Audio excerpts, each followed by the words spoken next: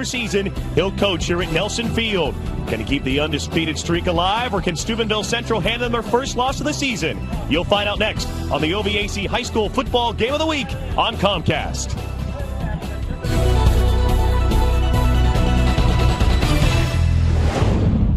Nelson Field in Bellaire, the home of the Big Reds. Today, Steubenville Central pays a visit on the Big Reds and John Magistro. Hi again, everybody. Scott Oley along with Coach Dan McGrew once again here this afternoon at Nelson Field. And, Coach, we talked about it last week as well when they were taking on Union Local here. Today, the final time that John will line up here at Nelson Field in the regular season. And no matter how much he tries to downplay it, it has to be an emotional situation for him this afternoon. Well, I'm sure it is. You know, you've been here for, 28 years? Or 22 years? This is his 23rd, yep. You know, and he's had great success. He's had great teams. They say there's maybe 100 or 200 of his ex-players being here today, and the town's out. There's a nice sign up here on the hill, and it's a great day for football, and it's going to be a great day for John. An exciting, emotional afternoon of high school football ahead for us. There's no doubt about that. Plus, they have a strong opponent lining up on the other side of the field from them as well. In Steubenville Central, the Crusaders will put up a tough fight here this afternoon. That's just one aspect of what we'll be covering here this afternoon. We'll also be covering other aspects as well, and for that, we go to Stacy Rich. Stacy?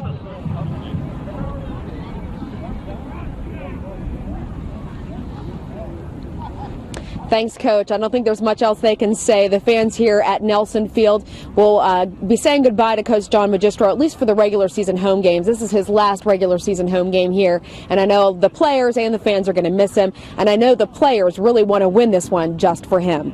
Back to you guys.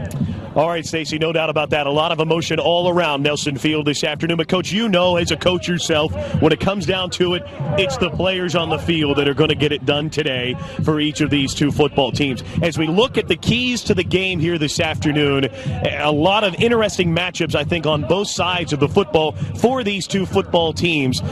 When you look at Bellaire, they're a team that wants to throw the football a lot, and they have an explosive offense with Rocchio and Massarelli. They can really get the job done through the air. Yeah, you're looking at a quarterback that's thrown for just under 1,800 yards and 25, I think, touchdown passes so far. And you have a great receiver in Massarelli that's around 800 yards receiving, and I think 15 touchdowns.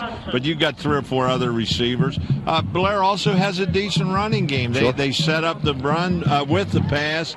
And once again, you know, Rocchio he's a threat himself running the ball. No doubt about that. Let's look at the keys to the game for Steubenville Central here this afternoon. I think the biggest thing for them is they have to get first downs. We mentioned this last week for Union Local, but Steubenville Central has to try and control the ball offensively today. Well, yeah, absolutely. You know, one thing about Steubenville Central, Greg Eban will have them as ready as they can be to play.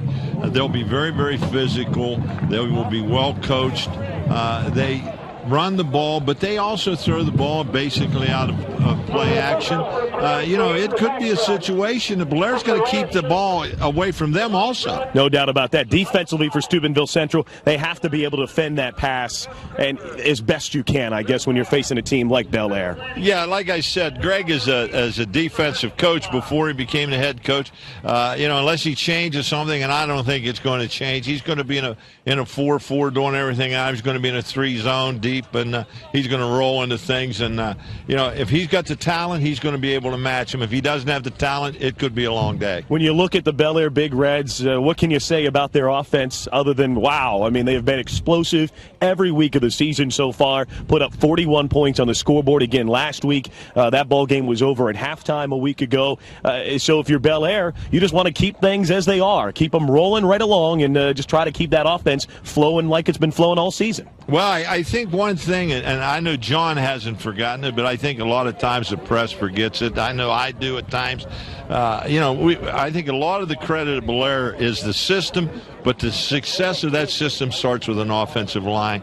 And they block, and they give Rocchio plenty of time. And I think that without them, it could be a different type of system you have to run. And they put it all together, and they do a heck of a good job. Defensively for Bellaire, they have to try and slow the run down today. Jeremy Samples will be toting the ball, but they also, as you were saying, Coach, have to watch out for a lot of play action. Steubenville Central will throw the football, and they'll mix in some of that play action along with the run this afternoon. Yeah, you know, Steubenville Central is not going to do a lot of things that you're not you haven't seen, but they do it well. They run hard, they run good routes, and they always have a kid that can give you the good play action fake and get the ball there. And they will give Bellaire's defense some problems. You see Brian DeFranco at quarterback this afternoon. The players to watch here this afternoon that we'll be taking a look at. Jeremy Samples, as we mentioned him, the tailback, comes in around 500 yards rushing so far on the season. He's going to be leaned on here this afternoon, I would think, to try and carry a major part of the workload here today. So he'll be a major player for the Crusaders. Yeah, he will. And they have two other kids that they put in there and run the football. But, we saw them last week, and, you don't go 7-0 without a good defense. And Bellaire will be up for the task. I think you're going to see a hard-fought football game, and you're going to see two teams that are going to be very well coached and very, very physical. And for Bellaire, we talked about Nick Rocchio and Trey Massarelli. We focused on Rocchio last week. This week, Trey Massarelli. What can you say about this young man? He needs about 132 yards to go over 1,000 yards receiving on the season. Already has 15 touchdown catches this year. He's been amazing this season. Just a fantastic year for this kid. Well, the one thing about him is he runs precise routes. He's quick. I don't know how fast he is, but he's quick enough that he with his good route running, he gets open. Rocchio puts the ball there, and I'll tell you one thing: all these receivers at Bellaire, they're not going to drop too many. No, Rocchio throws them the ball, and they catch it. There's no doubt about that. Should be an emotional afternoon here today at Nelson Field. John Magistro's final regular season home game today as the Bellaire Big Reds host Steubenville Central. The kickoff is coming up next here on the OVAC High School Football Game of the Week. And we are back at Nelson Field in Bellaire, where this afternoon the Bellaire Big Reds will be taking on the Steubenville Central Crusaders. Scott Olney along with Coach Dan McGrew here today. Of course, as we've mentioned already, today the final home game for Coach John Magistro here today. And at this point, the Bellaire Big Reds Touchdown Club making a special presentation to Coach Magistro down on the field. Great person. I just want to say thanks to you for Bellaire High School and me personally. I remember you saying in a weight room, you may beat me, but you will never outwork me. This is something that has stuck with me throughout the years. If I had to choose two words to describe you, they would be respect and class. They are the qualities I try to mirror in my personal life and career. I have seen many coaches, and none has done it better than you.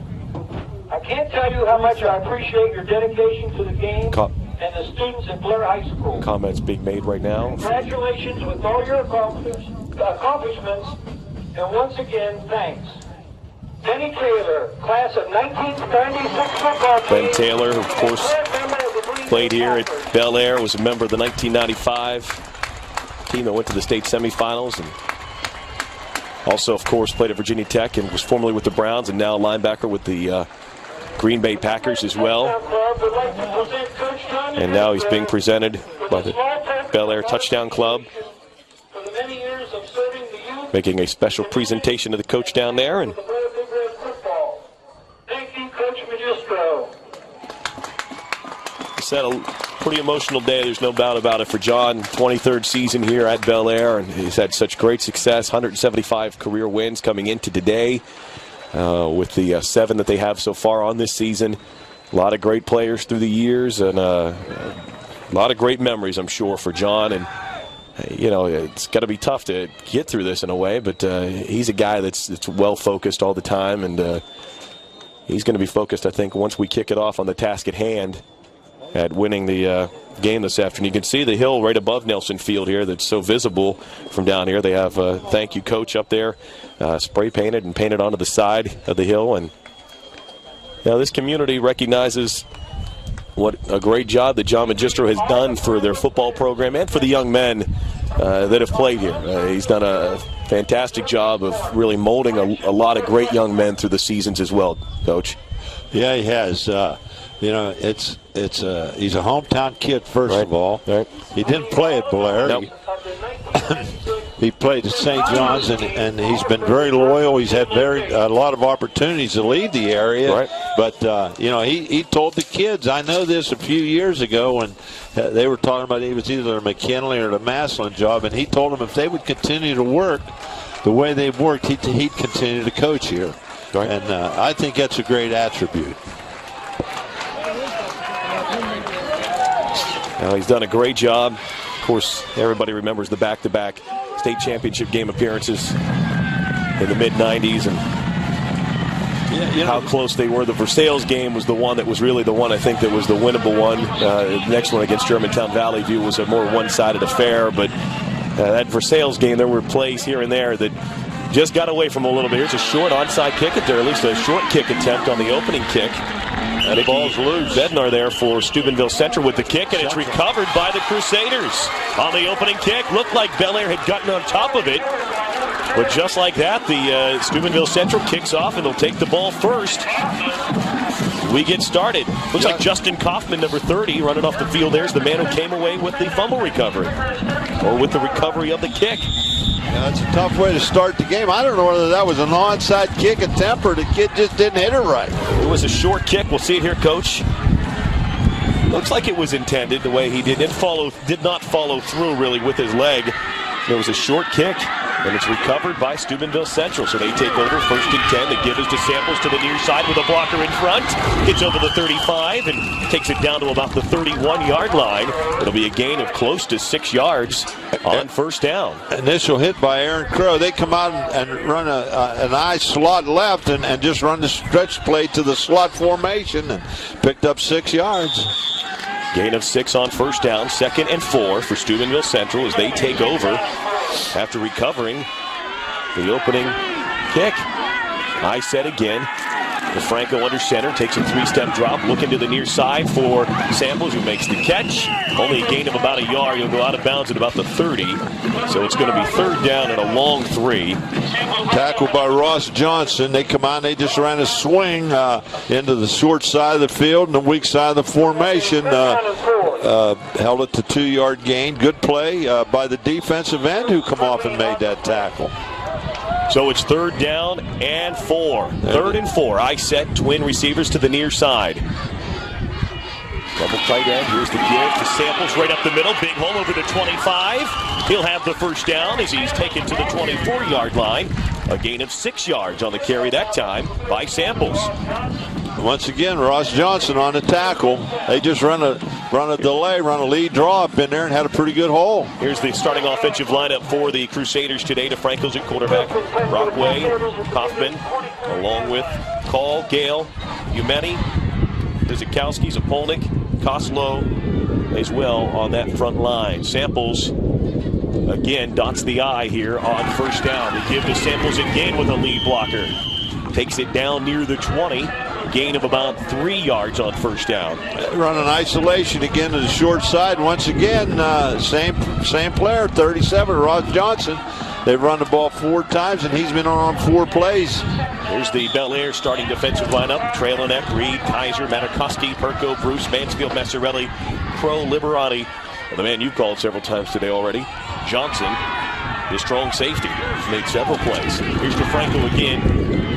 Going down the middle for Samples into the end zone. It's overthrown and incomplete. Well defended as well that time by Bellaire. About 4 defenders in the area of Samples. See, Ross Johnson sitting out here, and he's a strong safety. At first, I thought he was a defensive end, but he's setting in there, and he's playing in an invert look against the slot side, and he's very active. Going to bring up 3rd down and 7 now for the Crusaders. 3rd and 7 from the 21. That time they sent the fullback down the seam, and he looked like for a while he had an opening, and the quarterback just didn't get the ball to him. DeFranco with an I set, twin receivers to the near side. Rolling, wanted to set the screen up. Now DeFranco's in trouble, gets away from the pressure and keeps it. He's over the 20, the 15, over the 10, and finally taken down at about the 9-yard line. Good scramble by DeFranco to avoid the tacklers. Thought they had a chance to sack him in the backfield, but he did a good job to avoid that and ends up picking up a 1st down. It's going to be 1st and goal for the Crusaders from the 9. Well, they come out and they had the Twins left over here, and they tried to run a screen to the Twins side, and Bellaire had it covered, and he just scrambled away from it, and he got some running ground and picked up about 12, 14 yards. Matakoski looked like he was going to run him down, but DeFranco ran away from him. I set, twin receivers again to the near side on 1st and goal from the 9. DeFranco under center. Samples again, he's the tailback. Give to Samples, fumble, loose ball. ball. I think Samples fell right on it. Get on top of it. I think he did, and it looks like it'll go down right at about the 9-yard line. No gain on the first down carry, so it'll be 2nd and goal from the 9. Once again, they come out in the twins to the left and run an isolation back over the right tackle, and it just looked like he didn't handle the handoff. It wasn't a hit that caused the fumble. Looked like DeFranco put it right in there, too. Samples just unable to lock it up. Luckily enough for him, he was able to recover it at the 9. Huge opening drive now for Steubenville Central. They want to cap it with a touchdown. Single wideouts to each side, I set. DeFranco under center, 2nd and goal from the 9. Fake to give to Samples, rolling to the near side, going to the back of the end zone, incomplete. Intended that time for Chris Gale.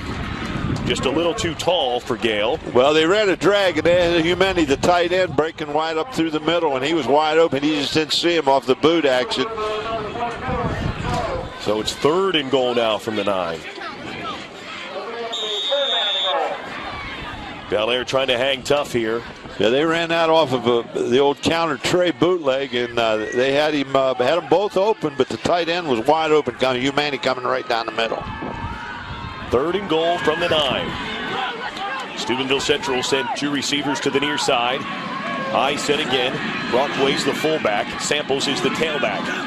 Here's DeFranco. Run the draw with Samples. Hit at the 8. Drives his way near the 5. It'll be a gain of 3. But it's going to be 4th and goal now from about the 6.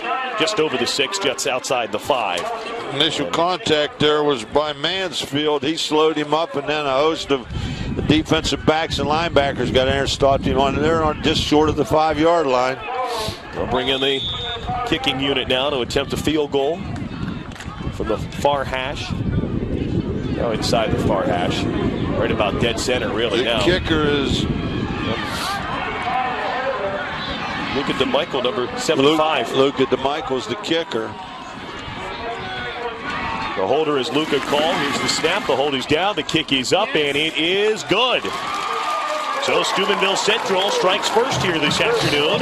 DeMichael with a field goal to put them up 3-0 early. I think they would have liked to come away with the touchdown. They had the opportunities there, but they got points. Yeah, I think that's the most important thing. I think that's a big defensive stand for Bellaire, really. Central come out there with 3 and very easily could have come out with 7. And I think that John's team's got to come back and handle that adversity, which if the pass is anything to do with the future, I'm sure they will. So it's 3-0 now. Steubenville Central. DeMichael with a 23-yard field goal to give them the early advantage here. Surprised the way that Steubenville Central elected to open the game there with Coach Bain. That short kick. The thing about squib or short kick, whatever you want to call it, if they work, they're great. If they don't, you've given up field position. It's a chance. They took a chance and it worked their way, and they got on the board. Bednar now to kick for Steubenville Central. See what his follow through looks like this time.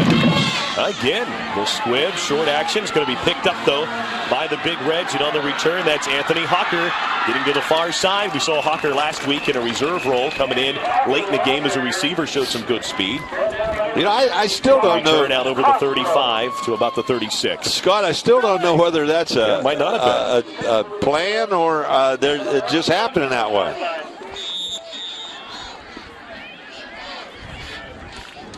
Yeah, because he kicked the same way that time. Looked familiar, just to the opposite side that time. 1st and 10 now for Bellaire. Nick Rocky under center, twin receivers to the near side. Aaron Close, the low man in the backfield. Take the handoff to him, coming to Massarelli to the near side. He's got it. Hit and knocked out of bounds at the 45-yard line. Luca Call with the tackle. Looks like it's going to be just shy of a first down, be a gain of almost close to 10, but 9 yards on the gain there. We'll look at the offense first. Nick Rocchio is the quarterback. Kaiser and Crow in the backfield. Massarelli, of course, 15 touchdown receptions already this season. We saw Barnes with a touchdown catch last week. Liberati, Robinson, Spradling, Stevenson, Mansfield, and Bruce are on the line. 2nd and short. 2nd down and about 2. So 8 yards on first down. Liberati comes in motion back to the near side. It's Rocchio in the gun. Fake the handoff that time and looking downfield. He's got his man. Kaiser's got it at the 30 and he's gone. He's gone. Jason Kaiser on the touchdown catch. And just like that, Bellaire answers the Steubenville Central field goal with a touchdown of their own, 56 yards. And Bellaire leads 6-3. Well, they come out that time with in the gun, and they just faked the looked like the read option, and Kaiser, who we talked about last week, one of the top sprinters in the state, and he got if he gets even, he won. Get it, and he was way more than even. And there's no doubt about that. It's windy out there. Rocky O just put it right there. Well, the extra point attempt now for the Big Red. Snap is back. Kick is up. Perko's kick is good. And it's now 7-3. Bellaire. So Rockio to Kaiser. 56 yards. Well, it didn't take us long to find out they were going to throw the ball. Not at all. And Kaiser, I hate to say this, but he's almost kind of the forgotten guy in a way, Coach, with this offense, because we talk so much about Rocky O and Massarelli, but Kaiser on any other team would probably be the #1 weapon because of the speed that he has and the ability that he has. He's a great athlete. But the great thing about him is you think back during the season, you don't make a lot of calls with his name, but when he makes big plays all the time, both sides of the ball. He turns the game at St. Clairsville around. He turned the game at Wheeling Park around with defensive plays. Both of those games basically with his defensive plays. There's no doubt about that. Well, both teams had it offensively, and both teams have scored on their opening drives here this afternoon. So good ball game so far, 7-3. Shoot, we still got 7 minutes to go in the opening quarter, Coach. Yeah, and I'll tell you what, both teams opened it up. Bellaire to kick it off now. There's Perko. Runs up to the ball. High end over end kick.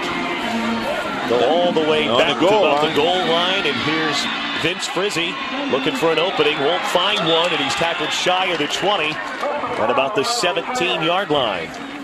That was excellent coverage by Bellaire, and the little mighty Mike Eric Canner was in there, and the first guy down and makes the play. Dustin Kaufman on the return, coming off to the near side. So it's 1st and 10 now for the Crusaders. Ball on their own 18-yard line. Steubenville Central is always a very solid defensive club, and that's a perfect example of what this offense can do. Well, they've been on the play fake. There's no doubt about that. Last possession, Samples trying the middle, and he's met trailing X there on the defensive play for the Big Reds, along with Mike Reed as well. Also in on the tackle that time for Bellaire. Middle linebacker Nick Perko right up in there too. Once again, as I said, these are going to be two well-coached and well-schooled teams, and two real tough teams. Yeah. We saw Trailenek last week. I mean, he's a great athlete. He scored a touchdown last week out of the backfield. Right. So he's quick and can get to the football, and he showed it that time from his middle linebacker position. I said again, single receiver to each side. Call's going in motion now to the far side on 2nd and 10. Make the handoff to Samples. DeFranco rolling, looking for Call, too tall, and incomplete. Once again, that's that same play, only going the other way, and Humeni, the tight end coming backside, is wide open again. And Humeni both were the 2nd and 3rd progression, and they were both open downfield, but DeFranco couldn't get the ball to him. That one intended that time for Call was too tall, and it's incomplete, and now it's 3rd and 10 for the Crusaders. Yeah, like we said, there's not a lot of 3rd down 10 plays. They're going to have to try and pull one out of their hat here now.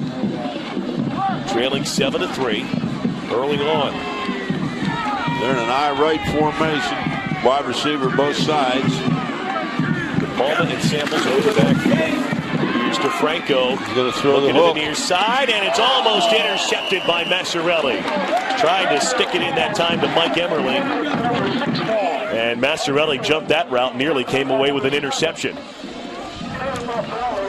Well, he had his hands on it. If he was on offense, I don't think he'd have dropped it.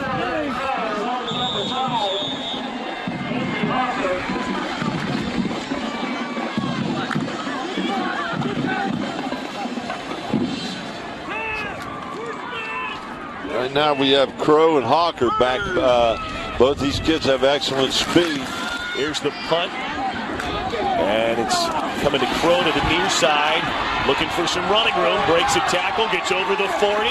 Finally taken down at about the 33-yard line. Tackled by Longo. He may have saved a touchdown. Here's something you don't want to do. You know, Coach Payne's thinking about this. You don't want to give Bellaire a short field. They're going to start now on Steubenville Central's 33-yard line, and that's about as bad as it can get if you're Steubenville Central, because you just saw what they could do starting from deep in their own end on the last drive, and now you give them your 33. Barnes will split out to the far side. Massarelli is split out to the near side. Some kind of offset set motion. Good motion to the far side. Yep, with Massarelli now. Crow's the lone man in the backfield. They're giving the handoff. Crow breaks through a tackle and takes it down near the 26-yard line. So a gain of almost 7 on first down for the Big Reds. And let's go down to the sideline and our Stacy Rich. Stacy, what do you have? Well, Scott, we met him last week, but we can't get enough. The Bellaire Big Reds cheerleading squad, so we're going to introduce them one more time in case you missed it. Here we go, girls. Give me your names. Hi, I'm Brooke. Amber. Aisha. Courtney. Hi, I'm Melissa. Courtney. Heidi. Becky. Shayla. Katie. Stephanie. Nikki. Tara. Jalen. Elisa. Haley. All right, guys, and who do we want to win today?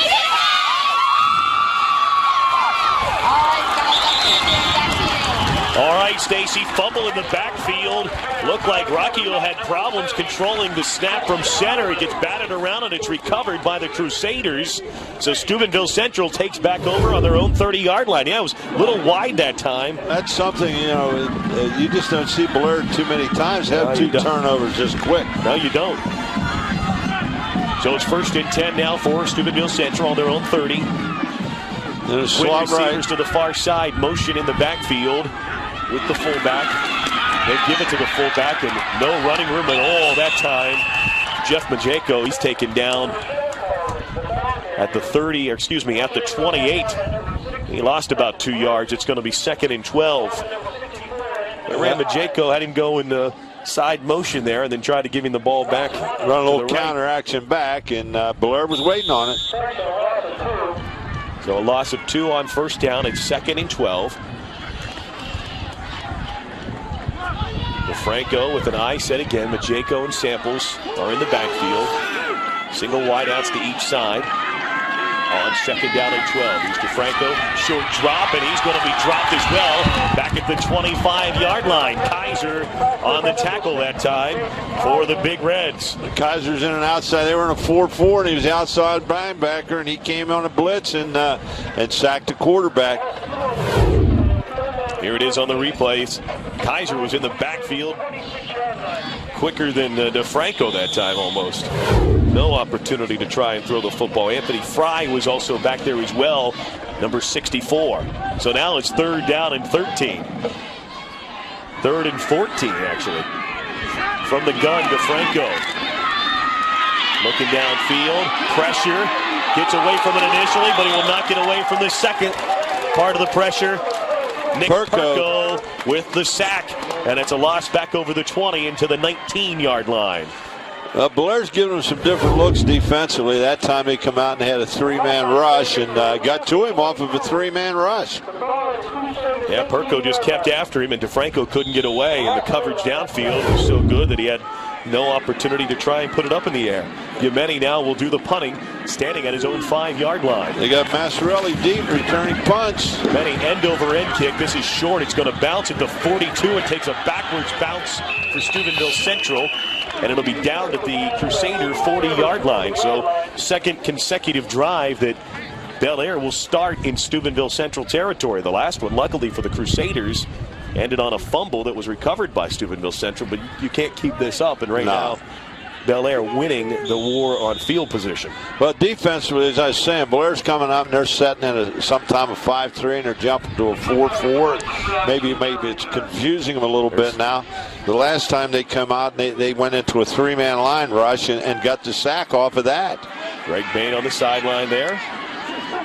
Hoping his defense can come up with another big play. Here's Rockio under pressure, going downfield. He'll just throw that, and then the penalty flag comes flying from the far side. They're going to call intentional grounding. No, he was outside the box. Butch McMeyer, our referee here today. Lineman downfield. Butch will have the call for us now.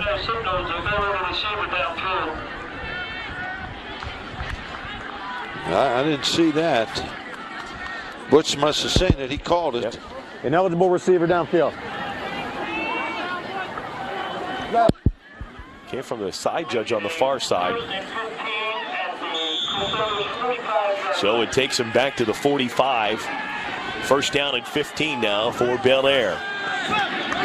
Kaiser split to the near side. Massarelli to the far side. Crow's in the backfield. Kaiser's over here. Man, short there it three-step is. drop to Massarelli. Makes the catch. Gets away from the first man. Takes it over the 30 and down to about the 28. He's pretty it's a close. gain of 17, and it'll be a first down for Bellaire. Well, I'll tell you, Steubenville Central come out that time, and they had both Massarelli and Kaiser in single coverage. I don't know whether you can cover those guys. Oh. Yeah, the amazing thing, and we talked about this last week, I mean, just that play right there, when you're watching it, it doesn't seem like it's a whole lot, but that turned into a 17-yard gain just like that. Well, that's the thing with Massarelli. He runs the great route, and he has a great first step after he catches the ball. They throw a 7-yard pass, and he picks up another 8. Yeah, yards after the catch. He's got that down, no doubt about that. Here's Kaiser in motion. Here's the fake on the handoff. Now coming back to the near side. It's caught by Crow. He's over the 15 and takes it down near the 10. See where they mark him out? They'll mark him out at about the 11-yard line. That's another Bellaire first down. You know, the thing, Scott, is we know Kaiser has great speed, but the other receivers and Crow, the running back, they have deceptive speed also. No doubt. Here it is again on the replay. Watch Rockio here. Crow just coming across a little route there, makes the catch, and it turns it right upfield. Makes the first man try to run him down after about a 3-yard gain after the hit. They're in a double slot this time. Kaiser's the man in the backfield this time. Crow will come join him now on first down from the 11. Rockio was looking at Massarelli. Massarelli, though, slipped in the end zone. Falls down, and the pass falls incomplete as well, so it'll be second down and 10 from the 11. There's a look at Trey Massarelli. What a season he's had. Needs about 130 yards, a little change to get over 1,000. He's got some yardage already today, so needed 130 yards coming into the game and go over 1,000 for the season already. Yeah, you know, 1,000 itself is impressive, but I mean, when you're talking about you're in 7 football games and you're into your 8th game and you have 15 touchdowns already, that's a career. Here's Rockio on the keeper. Rockio looking for some room, gets over the 10 and takes it down to about the 8-yard line. It'll be a gain of 3 yards. So you got third down and 7. Third and 7. You're right, Coach. 3rd and 7 from the 8. Get a first down at the 1. Here it is again on the replay. Just designed. Quarterback keeper fakes the handoff, then runs it up the gut. Got about 3 yards. Pretty well defended that time by Steubenville Central. Only yielded 3 yards, so it's 3rd and 7 now. They can get a first down at the 1. Well, I'll tell you one thing. I haven't seen anybody covering the slot man out there. Here's Rockio going to Massarelli, and it's short and incomplete. Samples was on the coverage that time. He dove for it. Had a shot at an interception, but the ball was underthrown and falls incomplete. It'll bring up 4th and 7, and they'll bring on Perko to try a field goal. I'll tell you what, right now, even if this field goal is good, if you're Steubenville Central and you've given them the ball the last 2 times on your 34 and your 40, this could very easily be 3 touchdowns. 3 points. It could be very easily 21-3. You got to feel like you've won a little battle there. Their defense has hung tough, especially, on these last 2 drives. After that, there was the one play they hit for the 56-yard touchdown. It's tough. It's pretty windy. I don't know whether that's affecting the throws or not, but usually Rocky is going to put the ball right there. But as I said, Steubenville Central will be well schooled, and they're going to do the things they have to do.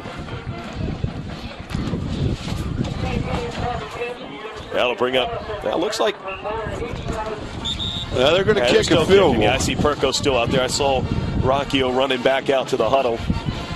That's always the thing you have to look at. Not that they would do it here, but Rockio is the holder, so you've always got the opportunity that you have to look out for is the possibility of a fake. And you do have your number 1 starting quarterback as your holder. He'll kick it from the 15, so it'll be a 25-yard straight-out field goal for Perko. It's up, and it is good. Yeah, Perko's got pretty decent leg. Yeah. It's a lot of height under it as well. Really gets that ball up quick. And that's what you need. You want that ball to get up fast. So Perko with a 25-yard field goal. Makes it now 10-3 in favor of the Big Reds.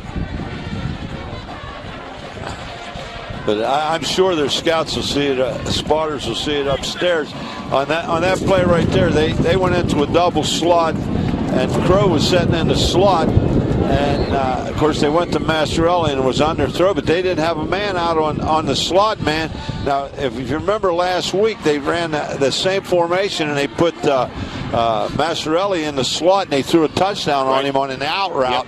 Yep. So, you know, we can keep our eyes open and look for that.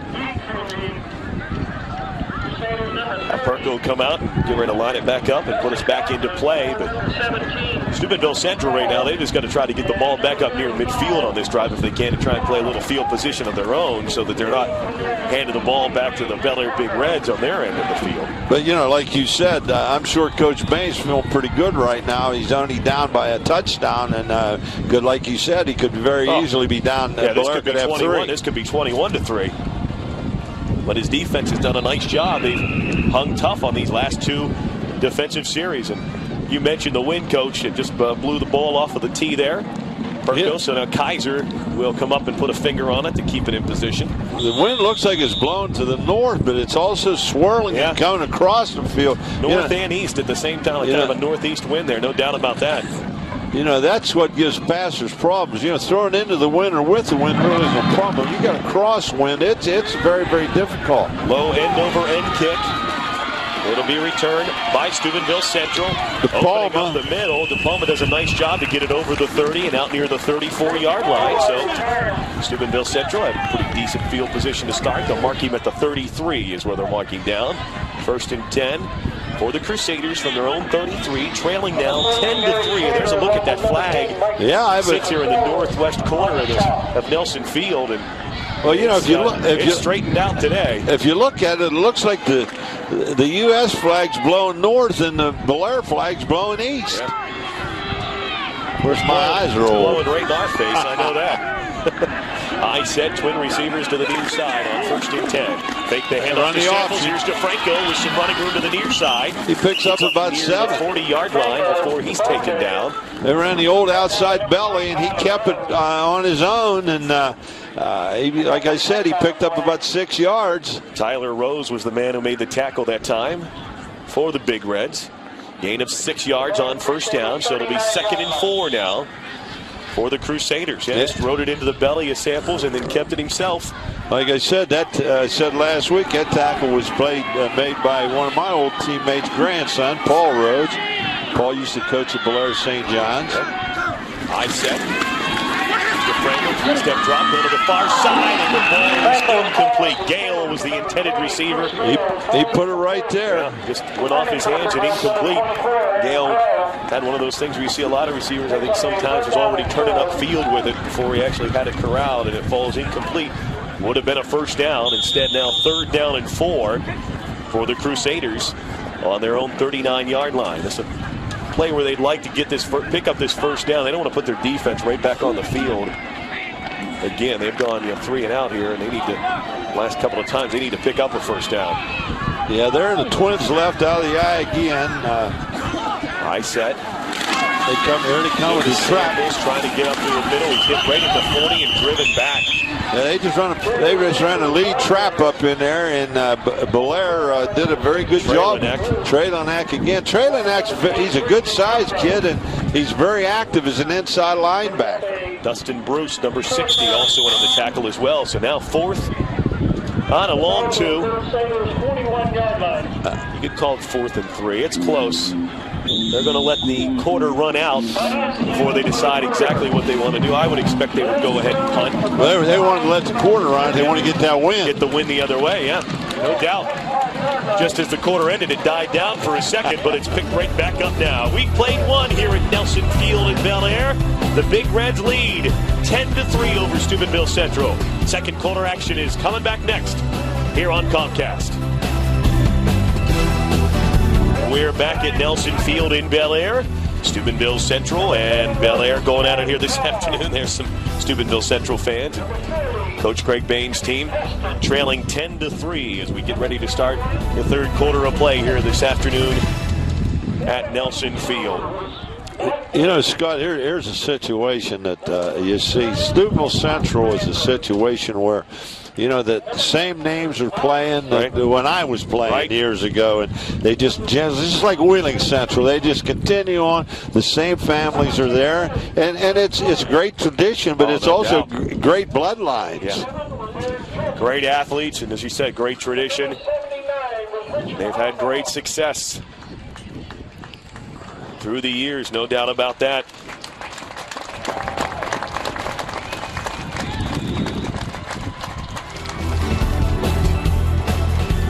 This afternoon's OVAC High School Football Game of the Week on Comcast is brought to you in part by the Health Plan, here for you.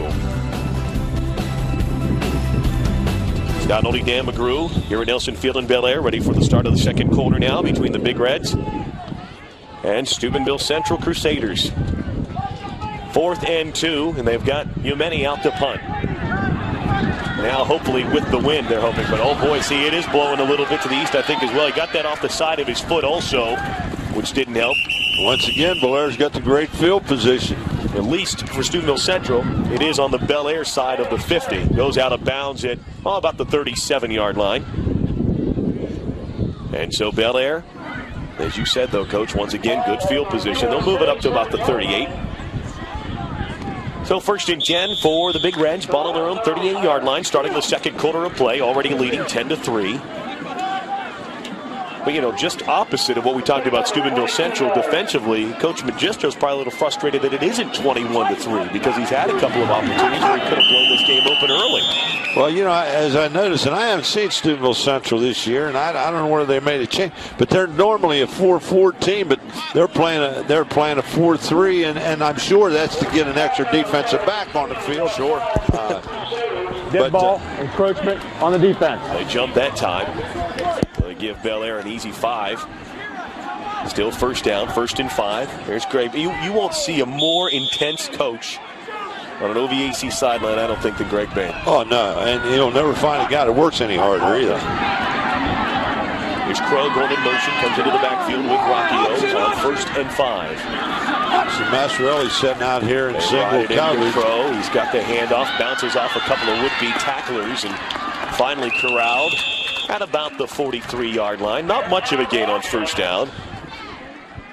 You know, they're sitting out here. They're putting this kid on an island out here with Massarelli, and you know, I think they're going to test him. They're going to hit an out on him, and then they're going to hit something deep on him. And you know, the Massarelli kid, as I said, I don't know how fast he is, but I know he's quick enough to get open. He'll be on the opposite side this time. Now they're doubling him over there. Twin receivers to the near side. Massarelli's the low man to the far side. Central's coming with the blitz. Split backs with Rockio in the backfield on 2nd down at about 4. Right, the handoff, and then Rockio's going to keep it. He trips as he was trying to get a cut back inside. Umeni is there to cover him up right at the 40-yard line, so it'll be a loss of about 3 and going to bring up 3rd down at about 7. It looked that time like they checked off into they run a read option out of that split backs, and he saw the coverage over there, so he had one defensive back less sitting in that slot. So another double, and Massarelli again over there. Twins again, same set on 3rd down at 7. Take the handoff. Rockio with pressure, steps up in the pocket, gets over the 40, and he's hit at about the 43-yard line, and he'll be stopped short of the 1st down. I think it was Majeko who made the tackle, or was it 44 as well? Also in on the tackle. Well, they held Bellaire to 5 yards that time, and so that was a big play, a big series for Central that time, and they're going to come up with a decent field position this time anyway. Nick Perko's in to punt now for the Big Reds. Paul and Kaufman are the receivers, standing back at their own 25-yard line. A high, booming punt that time. Call with the fair catch, loses it, but is able to get right back on top of it at his own 20-yard line. There's Trailanek to cover him up. Down there he was there sniffing that football. Good thing for Steubenville Central that he's able to get on top of it that time. Let's go back down to our Stacy Ridge. Stacy? Well, Scott, I'm down here on a very noisy Steubenville Central sideline right now, and I'm joined by the Steubenville Central cheerleaders. And first of all, guys, please introduce yourselves. Shannon Sharon, Emily Canella, Dominique Canella, Kaylee Donahue, Alyssa Williams, Breanne Bain, Mallory Waldman, Allie Delator, Lauren Wells, Erica Pace, Chrissy Corella, Jen Davis. All right, and I know I don't have to ask, but who do you guys want to win today? Central! Can you do a big scream for me? You got to cheer real loud, as if your team depended on it. Central! We are Central! We are Central! All right, guys, back to you. Got a holding penalty, I believe. We'll see what Butch has here for us on that punt, and Steubenville Central is going to force him to punt again. Holding, offense. So holding against Bellaire, and Coach Bain will ask the Big Reds to go ahead and punt her one more time. Try to get some better field position after the penalty was marked off. So Perko now will be standing at his own 20 awaiting the punt. Kaufman is back along with Call. Not as good a punt as he had the last time, no doubt about that, but he gets a good bounce out of it and actually rolls over the 30. And all the way down at the 25-yard line is where it's finally down. So ball down at the 25-yard line. Funny how that football can just bounce and roll sometimes, isn't it, Coach? Well, that's why. Didn't look like a great punt, but it ends up going all the way down to the 25. That's why it's not played with a round ball, I think. Those points on the end kind of make it bounce funny every once in a while, huh? First and 10, Crusaders at their own 25-yard line. They scored on their opening possession, had an early 3-0 lead. Bellaire's put 10 points on the board since. They lead 10-3. High set. Samples looking for some running room up the middle and does power his way over the 30 to about the 31-yard line. It'll be a gain of at least 5, close to 6 on first down for the Crusaders. The Central's having some great luck. They're going to a twins on one side, coming back and doubling down on the tackle and taking a fullback with the lead block in an isolation, and they're coming up with some pretty good holes. Second down and 4 after the gain of 6 on first down by Samples. Twin receivers will split to the far side. High set. To give the Samples again, and he's wrestled down in the backfield. Looks like it was Ross Johnson. Ross Johnson again. Ankle tackle at the 30-yard line. It's going to be a loss of about a yard. The young man Johnson's got 5 or 6 solo tackles already. Now he's playing the monster, so he's in a position to make the play. But there's a lot of people in a position sometimes and don't make the play. You got to make the play, yeah. Johnson has made him. We've called his name several times already in this opening half. Loss of about a yard on the play. 3rd down and 5 now for the Crusaders. Big play here again for Steubenville Central. 3rd down and 5 on their own 30. Trailing 10-3. They're strong right. Single wideouts to each side. Belaire's bringing a blitz. Mr. Franco running the option to the near side. They'll pitch it back to Samples. He gets over the 30, but he's taken down by Trailanek at the 31-yard line, 32-yard line. He'll be about 3 yards shy of the first down. It'll be 4th down and a long 3, close to 4. Well, I'll tell you, Bellaire played that time. They ran the option. You couldn't play any better. Kaiser plays a quarterback, and Trailanek comes up in. And also Crow, Crow made the tackle on the pitch man. So basically, it looked like they're playing some kind of man coverage against the option. And it covered well. Humeni into punt again. Hawker is back this time along with Crow for the Big Reds. They're the deep men back just over their own 40-yard line. Humeni with the punt. Comes to Crow at the 30. Oh, bounces in front of him. Took an awkward bounce. Now he picks it up. Tries to run away from one tackle. Does a good job to get it back over the 40-yard line, and it'll be 1st and 10 for the Big Reds. Again, excellent starting position for Bellaire on this drive from their own 40-yard line. At that time, it looked like Crow may have lost the ball, and whether the sun got in his eyes or the wind got a hold of it. He went to make the catch, and the ball hit about the yard in front of him. It kind of took an awkward bounce on him, and he was just lucky enough to come away with it. You'll see it here again. He looked like he had it and then lost it and kind of short-armed it. And lucky enough for him, he had enough opportunity to be able to go ahead and pick it up and still get the ball over the 40-yard line. Twin receivers to the near side. Single receiver, that's Massarelli to the far side. Give to Artis Johnson.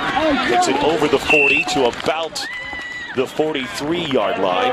Be a gain of 3 yards on first down. It'll be 2nd down and 7. Majeko with the tackle again for Steubenville Central. He was all-state as a linebacker a season ago on a team that, of course, many of you remember, advanced to the Ohio Division 6 state championship game and finished as the Division 6 state runners-up. A great run a season ago by the Steubenville Central football team. Well, I'll tell you, Central's changed up somewhat. They're rolling over into Massarelli and giving him under and deep. But pressure on Rocchio, throws that short, and it's incomplete for his intended receiver that time. A little bit high. Tovasic that time. Falls incomplete. They got some decent pressure on Rocchio that time. Here it is again, Coach, on the replay. Forced to throw it maybe a little bit earlier than he wanted to, and off his back foot, and it went high and away from his intended receiver. So it's 3rd and long for the Big Reds now. 3rd down and 7 from their own 44-yard line. Twin receivers to the near side, Liverati and Barnes. Massarelli's to the far side. Here's Rocchio in the gun. Makes the snap, dropping, now looking, trying to feed it into Massarelli. And we've got a penalty flag. I think they're going to have call on pass interference. Luca Call, number 17, was the man on the coverage that time. Pass was intended for Massarelli, falls incomplete. And here comes Butch Mickemeyer with the call for us here.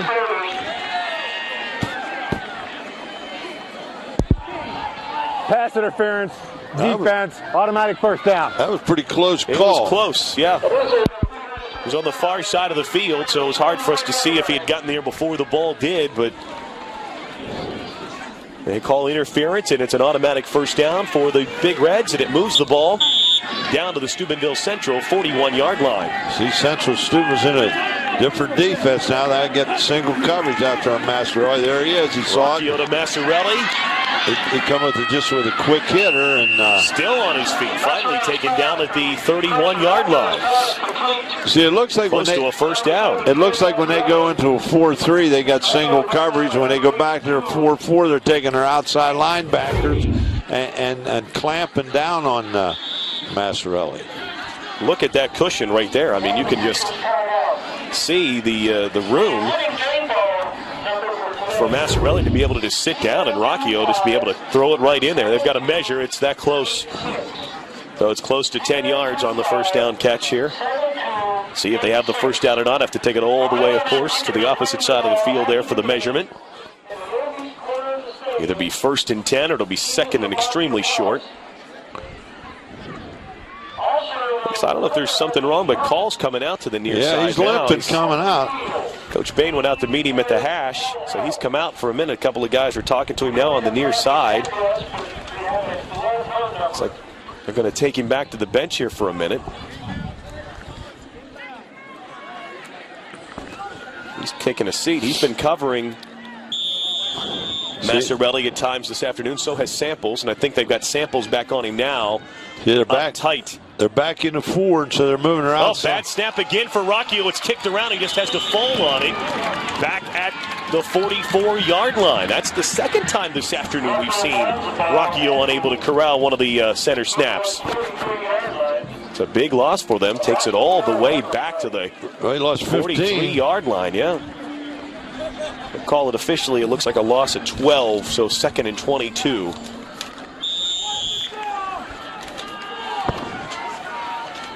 Twin receivers again to the near side. And Massarelli, he's out to single coverage again. little shovel pass there, up inside to Crow. Not much of a gain. Steubenville Central had it read quite well. Tackled by Zapolnik. Sat there and read it. That's a little shuffle pass, Scott. That's playing it just like you play a draw. Maybe a gain of a yard at most, or half a yard, but doesn't look like they've moved it. 3rd and 22 now. Now, most teams, as we've said before, they don't have many plays in the playbook, but Bellaire can strike for 22 yards. They may. With their passing ability, no doubt about that. All right, now they've got Massarelli in the slot. Now he's moving to the outside now. They'll put Crow in the slot. Twin receivers to the near side as well. Artis Johnson's the man in the backfield with Rockio. Massarelli's the out seam to Crow. He's got it. Taken down at the 10-yard line. I'll tell you what, Massarelli, he beat the coverage. He was wide open going down the sideline. But that was a great throw and a great catch by Crow. Crow just went right down the hash. And Rockio puts it right in position. You'll see it here on the Comcast DVR instant replay. Nice ball to Crow. Takes it down to the 11-yard line. So it'll be 1st and 10 from the Steubenville Central 11. Another angle for you here. You can see Crow. They got behind the defender. Made the catch and wrestled down at the 10. That was one of those 3rd and 22 plays. They had one. Rockio again in the gun. Gives the handoff to Artis Johnson, trying to get to the near side. He's hit right at the 11 and maybe takes it near the 10. It'll be a short gain of maybe a half yard. Artis Johnson, looks like they'll mark it down at the 10. I think last week was the first game he played. I don't know whether he had been injured or what it was, but I know they expected big things out of him this year. He had an excellent season a year ago, and he's had some situations, I think, that have kept him out of being able to play, but he's back now, and they obviously are hoping to get a good last third of the season out of him, and they hope a long run in the playoffs as well. Massarelli's in the slot over here. Look for an out route. Massarelli in the slot. They bump him at the line of scrimmage. Oh, what a great catch at the 1. A one-handed catch by Massarelli. They bumped him, but he still was able to get back out there in time to dive and make the one-handed catch. Well, when he gets in the slot, they like to throw the out route to him, and they did. And I'll tell you what, close to 1st and goal. Watch this on the replay. Great pair of hands. Look at that. Looks like he tipped it up to himself and then made the catch. Here it is again, another look at it. He did. He just tipped it up in the air to himself and made the catch. He's about a few inches short. Yeah, he's closer to the 2. I thought he was closer to the 1 where he actually came down. So going to be just shy of a 1st down. 3rd down, and it'll be less than 1. 3rd and inches from a 1st and goal situation. Here it is again on the replay. Another great look at it. Look at that excellent effort by Massarelli. If they run true to form, I wouldn't be a bit surprised if Rockio doesn't run the snake here. We've seen it about 5 or 6 times already this year. I think he has 7 rushing touchdowns, and I think about 6 of them of that style in that formation. Fumble on the snap, though, it looked like. Rockio keeps it. And he's not in the end zone, but he looks like he'll probably have the 1st down. Looked like he lost the snap again, didn't it, Coach? I couldn't see from here, Scott. They're going to measure it Which again. wants to bring the sticks out again. They're going to measure it. Maybe he just dropped down to try and get lower, but I thought maybe he had lost the handle on the snap. Well, Central got him gapped up in there, and there wasn't a lot of room. I don't know. It's close. He made it. Just made it. 1st down, Bellaire. There comes the big fullback linebacker. And Trailenek's making his way off the sidelines now, so it's 1st and goal from inside the 1. This is their big set coming in there. They're going to go into power eye or at the up back set that John runs, and I wouldn't be surprised if Trailenek don't bang it in there. Here's Rocky under center, gives to Trailenek, tries to bounce off the right guard and get in. No, he's going to be just shy. Looked like he tried to act like a running back. Tried to make a move that time, didn't he? Yeah, he tried to look like a running back. Bounce it outside. He's telling Crow and Johnson, I've seen you guys in practice. I know how you do this. Here, I'll show you a thing or two. Tried to bounce it outside, but Majeko had him wrapped up. Yeah, he never did get in. Wasn't even close. Now they're in a power. Second and goal. They're in an eye set now with that up back. Rocky is just going to keep himself. He stood up at the line of scrimmage, and I don't think he got in. No. Third down. Back-to-back great defensive plays up front by Steubenville Central. Going to make it 3rd and goal now. Clock continuing to wind. Down to 2 minutes remaining here in the opening half. 10-3 ball game right now. Steubenville Central trying to keep it there. Rocky, we saw him on that play, trying to just sneak it up in there and see if they might go to it here again, or if they try to go to Crow this time, or maybe Trailerneck again. Well, they're in a nice set now. Here's Rocky on 3rd and goal from the 1. They'll give it to Crow. Crow stood up, but he wiggles away and gets his way into the end zone for the Bellaire touchdown. Had to make a man miss, but he did, and he gets his way into the end zone for the 1-yard score.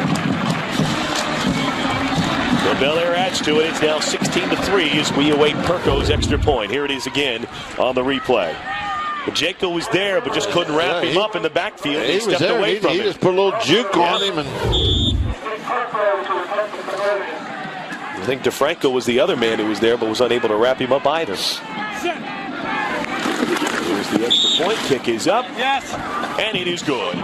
So Crow takes it in from 1 yard out.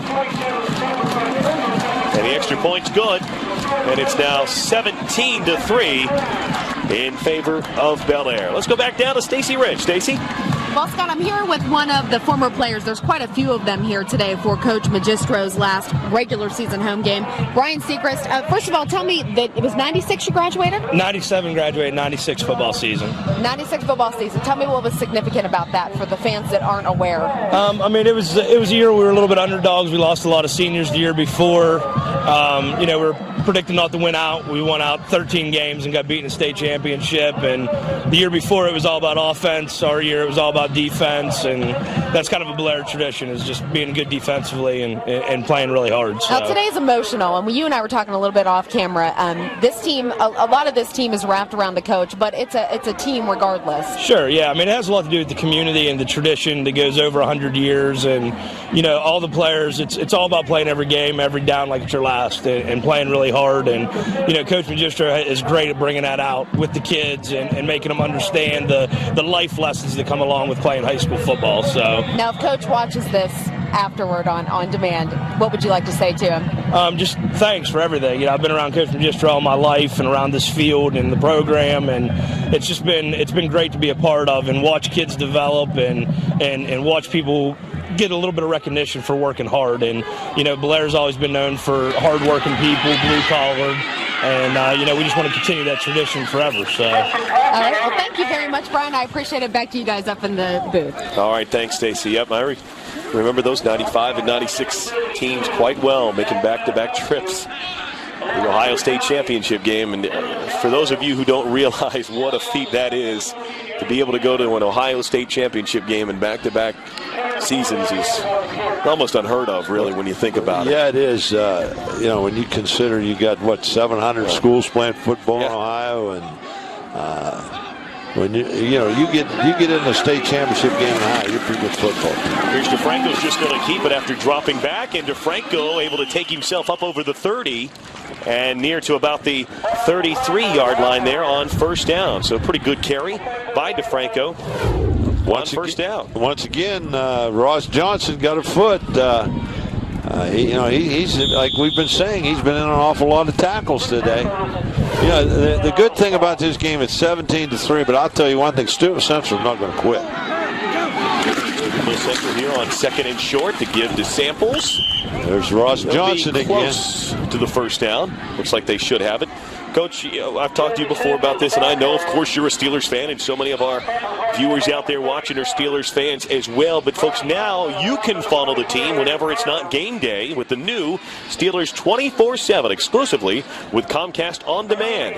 Steelers 24/7 is free, exclusive coverage created only for Comcast. You can't see it anywhere else. Call 1-800-COMCAST today for more details. Central's in a strong right eye. They got the first down, obviously, so it's 1st and 10 from their own 35-yard line. Pressure from the backside, and down goes DeFranco. Kaiser initially coming backside linebacker as well. Dustin Bruce coming up inside. Making the hit and taking DeFranco down at the 30. It's a loss of 5. There's an indication, you talk about speed on a football field, as we said, alluded to many times, Kaiser's one of the top sprinters, and that time he came from an outside linebacker and caught the quarterback on a roll-up to the other side. And that's going to be the final play of the opening half. Bellaire will go into the locker room with a 17-3 lead over Steubenville Central. Folks, though, don't forget, make sure you stay tuned. Stacy Rich will have our halftime show coming up in just a few moments. Great first half so far. 17-3 is the score in favor of Bellaire as they try to improve to 8-0 on the season here at Nelson Field. It's halftime. Again, stay tuned. Our halftime show with Stacy Rich is coming up next. You're watching the OVAC Game of the Week on Comcast.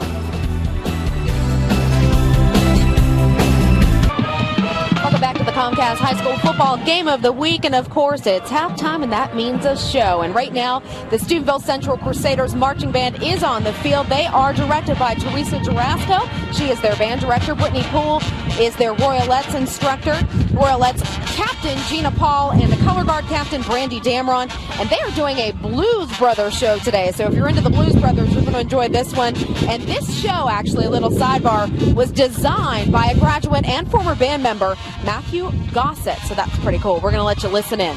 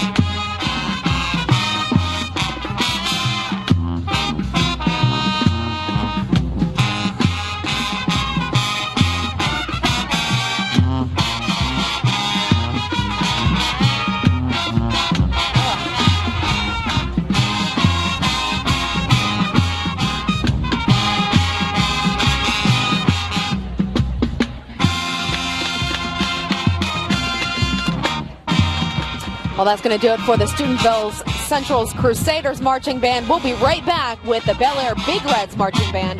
You're watching the Comcast High School Football Game of the Week.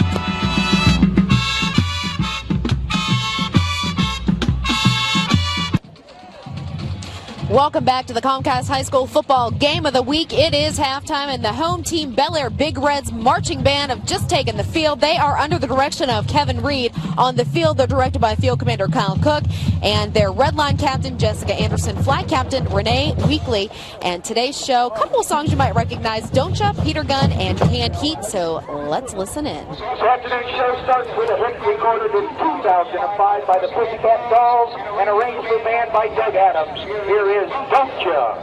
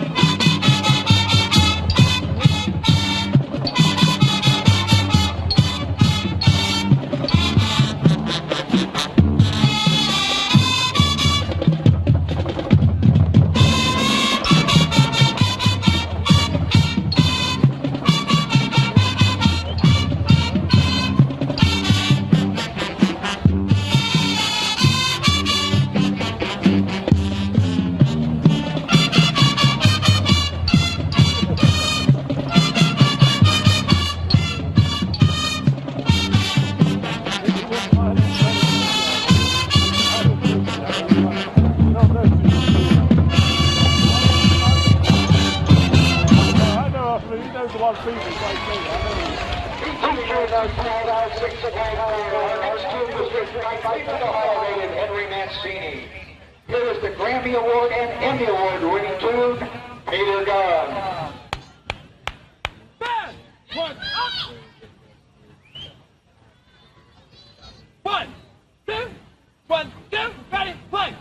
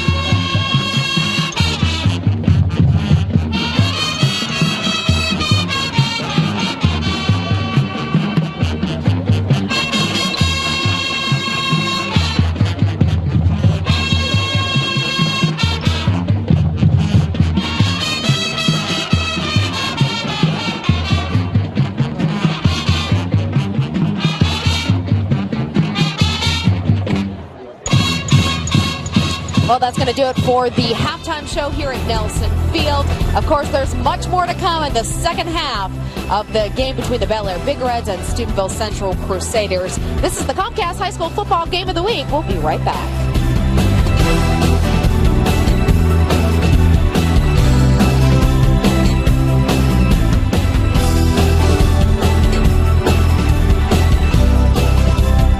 Back at Nelson Field in Bellaire. Halftime, the Bellaire Big Reds leading Steubenville Central 17-3. Scott Oley and Coach Dan McGrew back here on the broadcast with you once again, and we're joined now by Bellaire head coach John Magistro. And Coach, first half, you're leading at halftime. Had a couple of opportunities, though, to maybe make it the score a little higher. What'd you say to the guys at halftime? Well, we have more turnovers than we normally have. We're having a hard time with the football. Nick's been dropping it, and so I don't know. We're trying to get that taken care of, but they put themselves in a good position. They tried an onside kick early in the game, and it worked for them, and then we had another fumble. But defensively, we're real happy with the way our guys are playing. Offensively, we're just not taking advantage of the opportunities that we've had. Well, John, this is Coach McGrew. Your kids are playing awfully well defensively. I think our stats say that you've held them to a total of about 40 yards. It looks like they're rolling in their coverage over to Massarelli and giving him underneath and bumping him and trying to take him out. But, as you said, it's pretty windy out there and it's pretty cold. But, defensive, you're doing great, and I'm sure you'll get the offense straightened out. We have to. I mean, we know what they're doing to Trey, but we got other guys can catch the football, and we just got to do a better job making our reads, and that'll take care of it. Coach, thanks for taking the time and joining us. Best of luck second half. Thank you, guys. Coach John Magistro, the Bellaire Big Reds leading 17-3 at halftime. Hard to say you're up 2 touchdowns right now, and maybe you're not happy with the way everything's gone in the first half, but they had opportunities, and we talked about that as well, that there were opportunities for Bellaire to really get a stranglehold of this game in that first quarter when they had the field position and a turnover, a fumble, and then being stopped as well. And Steubenville Central's done a nice job defensively, I think, to keep themselves in this football game. Oh, absolutely. And turnovers will kill you every time. And like John said, they've dropped the ball a couple times. And, Central's prepared to play. And like John said, they have other people that can catch the ball. No doubt about that. Let's look at some of the first half highlights here from this ball game. Here's the first touchdown of the afternoon for Bellaire, a 56-yard touchdown toss to Jason Kaiser. And then later, Bellaire moving the ball again. Rocky O hitting Crow, who came out of the backfield to make a catch. Put him in position for a field goal try. That would put him up 10-3. And then later in the second quarter, hitting Masciarelli, who found an open spot right there and picked up the first down to the 30-yard line. And then watch this great catch here by Masciarelli. One-handed, tipped it to himself, made the catch, and then Crow would take it into the end zone for the touchdown and the 17-3 halftime lead. And there's a look at some of the statistics for you so far here of the afternoon. And you see the negative numbers there for Steubenville Central. Not something, obviously, that Coach Bain's going to be real happy with. You saw him under the stadium at halftime, and you said he didn't look like he was too pleased with the way the first half went. I think he was a little bit perturbed. But I'll tell you what, if you hold Bellaire, with this offense for under 175, 73 yards, whatever they had at halftime, you're doing a pretty good job defensively because they have had an awful lot of opportunities. The opportunities have been there, but Steubenville Central a couple of times has been able to keep them away from putting more points on the scoreboard. So we're just about ready for the start of the second half here this afternoon. Wind has seemed to die down just a little bit now, Coach. Maybe not as windy as it was at times in the first half, and we'll see if that plays any difference in the role. But as I come back up here into our booth position, I see that flag still blowing pretty hard there. So maybe it's just not blowing in our face right now. Maybe that's the reason why it seemed like the wind had died down a little bit. Well, plus we were back about 8 feet, too. That made a difference. But, at least it's not raining and it's not snowing. The sun's out. Beautiful day. And windy. And I know we've both seen a lot of worse days than this. Oh, no doubt about that. We've been in worse conditions, that's for sure. Now Steubenville Central will get the ball to start the second half. They'd like to sure be able to do something with it here to get some points on the board and put themselves right back in this football game, trailing 17-3. Nick Perko will kick it off to get it started here. And we are underway here to begin the second half.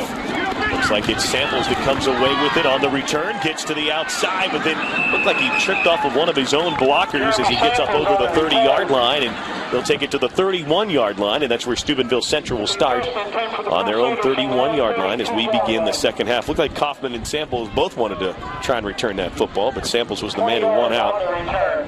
Like I said, you can always tell aggressive football teams by watching the coverage teams, and Bellaire's kids are very, very active going down there, and they stay their lanes, and they take people on, and Central tried to wedge it up through there. First down for the Crusaders. Motion back to the far side with Gale. High set. Fake the handoff to Samples. Pressure in the backfield, and DeFranco's going to be dropped for a loss.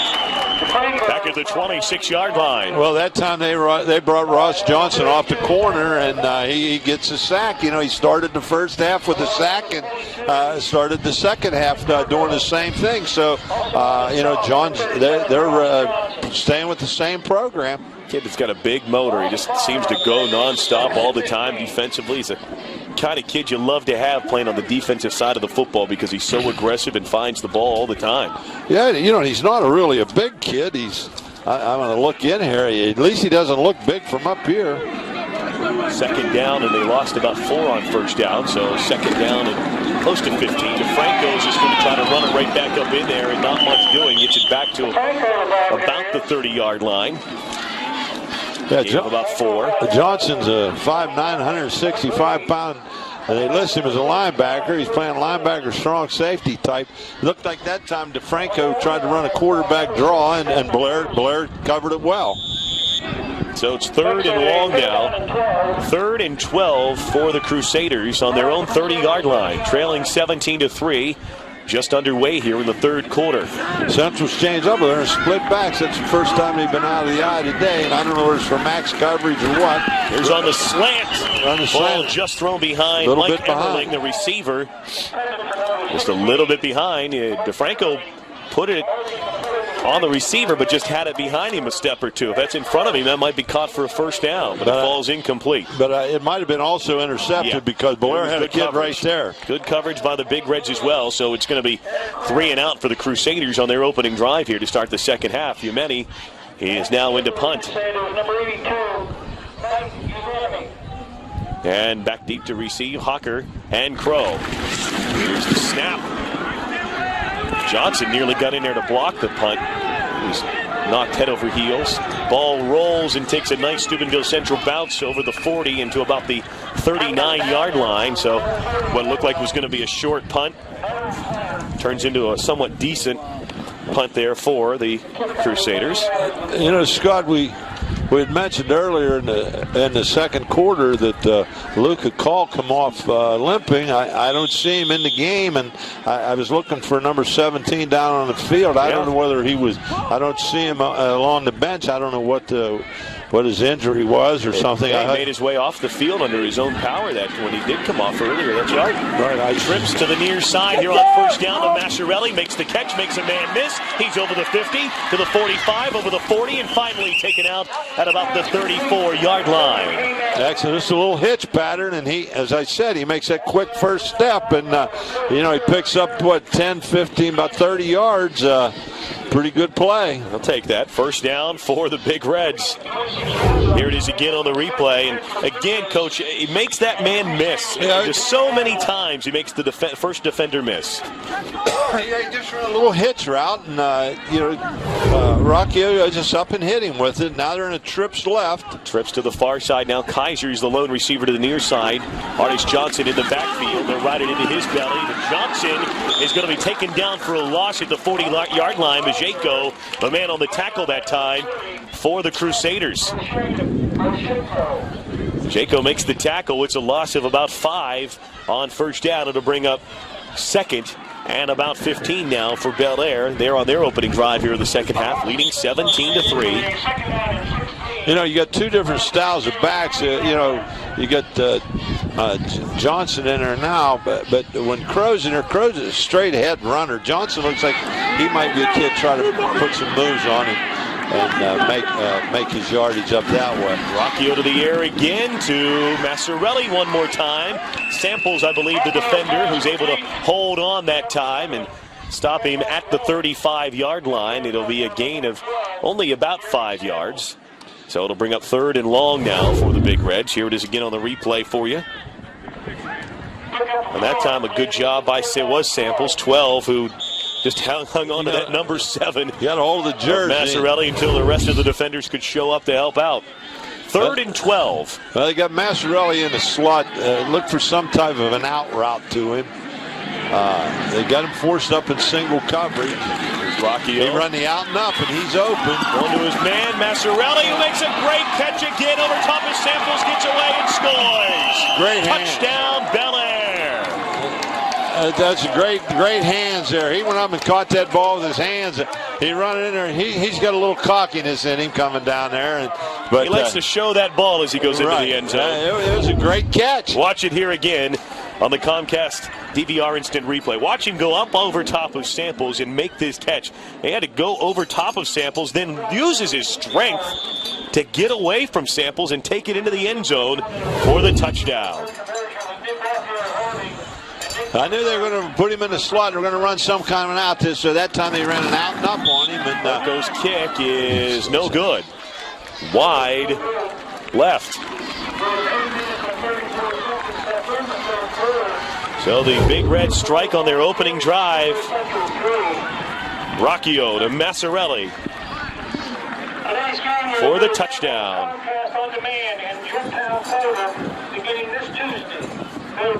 Another great hookup between those two. That gives him now 16 touchdowns and ties his single-season school record that he set just a season ago. Let's go back down to Stacy Rich. Stacy, what do you have? For the fan of the week, fan of the game, but I did find someone. And what is your name? Lisa Vitlip.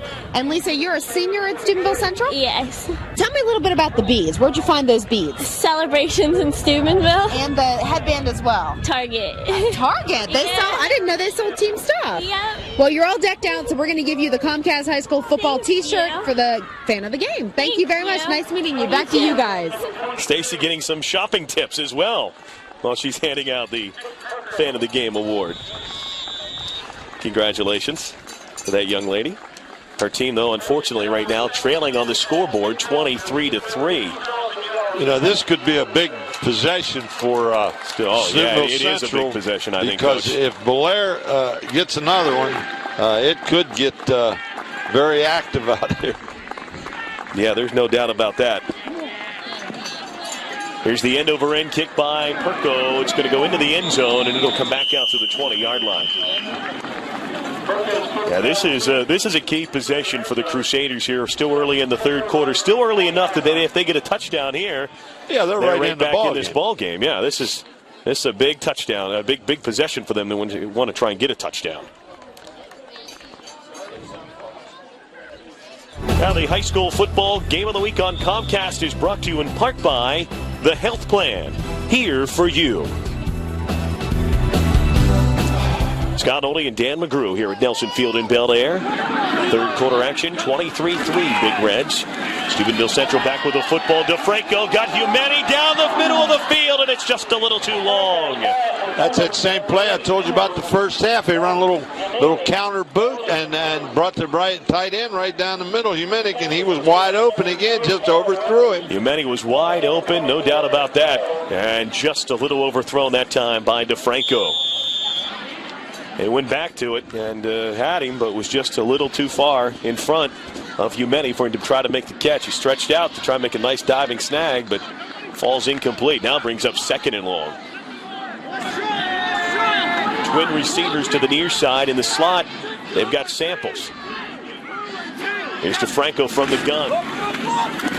Got pressure, got to get the middle screen. Does to Majeko. Majeko up over the 30 to about the 32. It'll be a first down for the Crusaders, so they'll move the sticks with the middle screen there to the fullback, Majeko. I'll tell you what, that was a called screen, but I'll tell you the tight end was open again, coming right down the middle. Low snap. DeFranco did well just to pick it up, and then under the duress there was able to get the pass away for the first down yardage to Majeko. So it's first down, I set now. Single receiver to each side. Majeko in at fullback. Here's Samples at tailback. Short drop by DeFranco. Steps under, and now he's got Samples down the middle of the field. Makes the catch at the 40, at the 30. Johnson trailing him and pulling down at the 15-yard line. I'll tell you, I thought they had him sacked, and he just laid it up. Looked like he ducked under the defender in the backfield, and played a great play that time. And gets it out that time to Samples, who makes the catch. Ross Johnson able to run him down from behind and save a touchdown for the Big Reds. Johnson did a nice job to run down Samples, but it's a big gainer all the way down over the 15 to the 14-yard line. So first down for Steubenville Central from the Bellaire 14. I set. Again, twin receivers to the near side. Here's the give to Samples right up the middle, over the 10, down to the 5. Mark him at the 6. Gain of close to 8 on first down. Samples hit the hole hard that time, and nice run. Back-to-back big plays for him. Hey, you see Crow just took his legs out. Yeah, saved a touchdown. You know, Samples was high in the end zone, and Crow was able to take his legs right out from underneath of him. You know, we said this was a big possession for Central, and they got in there taking it right down the field. Here comes that isolation. Samples again, but again, he's taken down, and it looked like it was Dustin Bruce, number 60, who got into the backfield first and able to snag him down. It's going to be now third down and about 1. They need to pick up the first down or get it into the end zone here. Well, they tried to run that same isolation over the right tackle, and Bellaire had it stuffed up in, and he cut it back up inside and picked up a yard. So big play, third down and 1. Third and 1. Give it in the backfield for the touchdown. Taking it in that time is Brockway, the fullback. Touchdown, Steubenville Central. So they answer the Big Reds touchdown with one of their own. Well, that time they come out in the wishbone set. That's been a thing that Central's done for years, going back to the days with Rich Walensky, that in the short yardage they come in a wishbone set and basically power off the tackles. So Brockway takes it into the end zone for the Steubenville Central touchdown. And now we await the extra point try. Luca DeMichael will come on to try the extra point. First goal, attempting the conversion, number 75, Luca DeMichael. Kick is up, and it is good. So it's now 23-10 in favor of Bellaire, and Steubenville Central put themselves right back into this football game with that touchdown by Brockway. Brockway scores from 6 yards out. It's their first touchdown of the afternoon, and it's now 23-10. Came in 1993 against the River Neutral Final.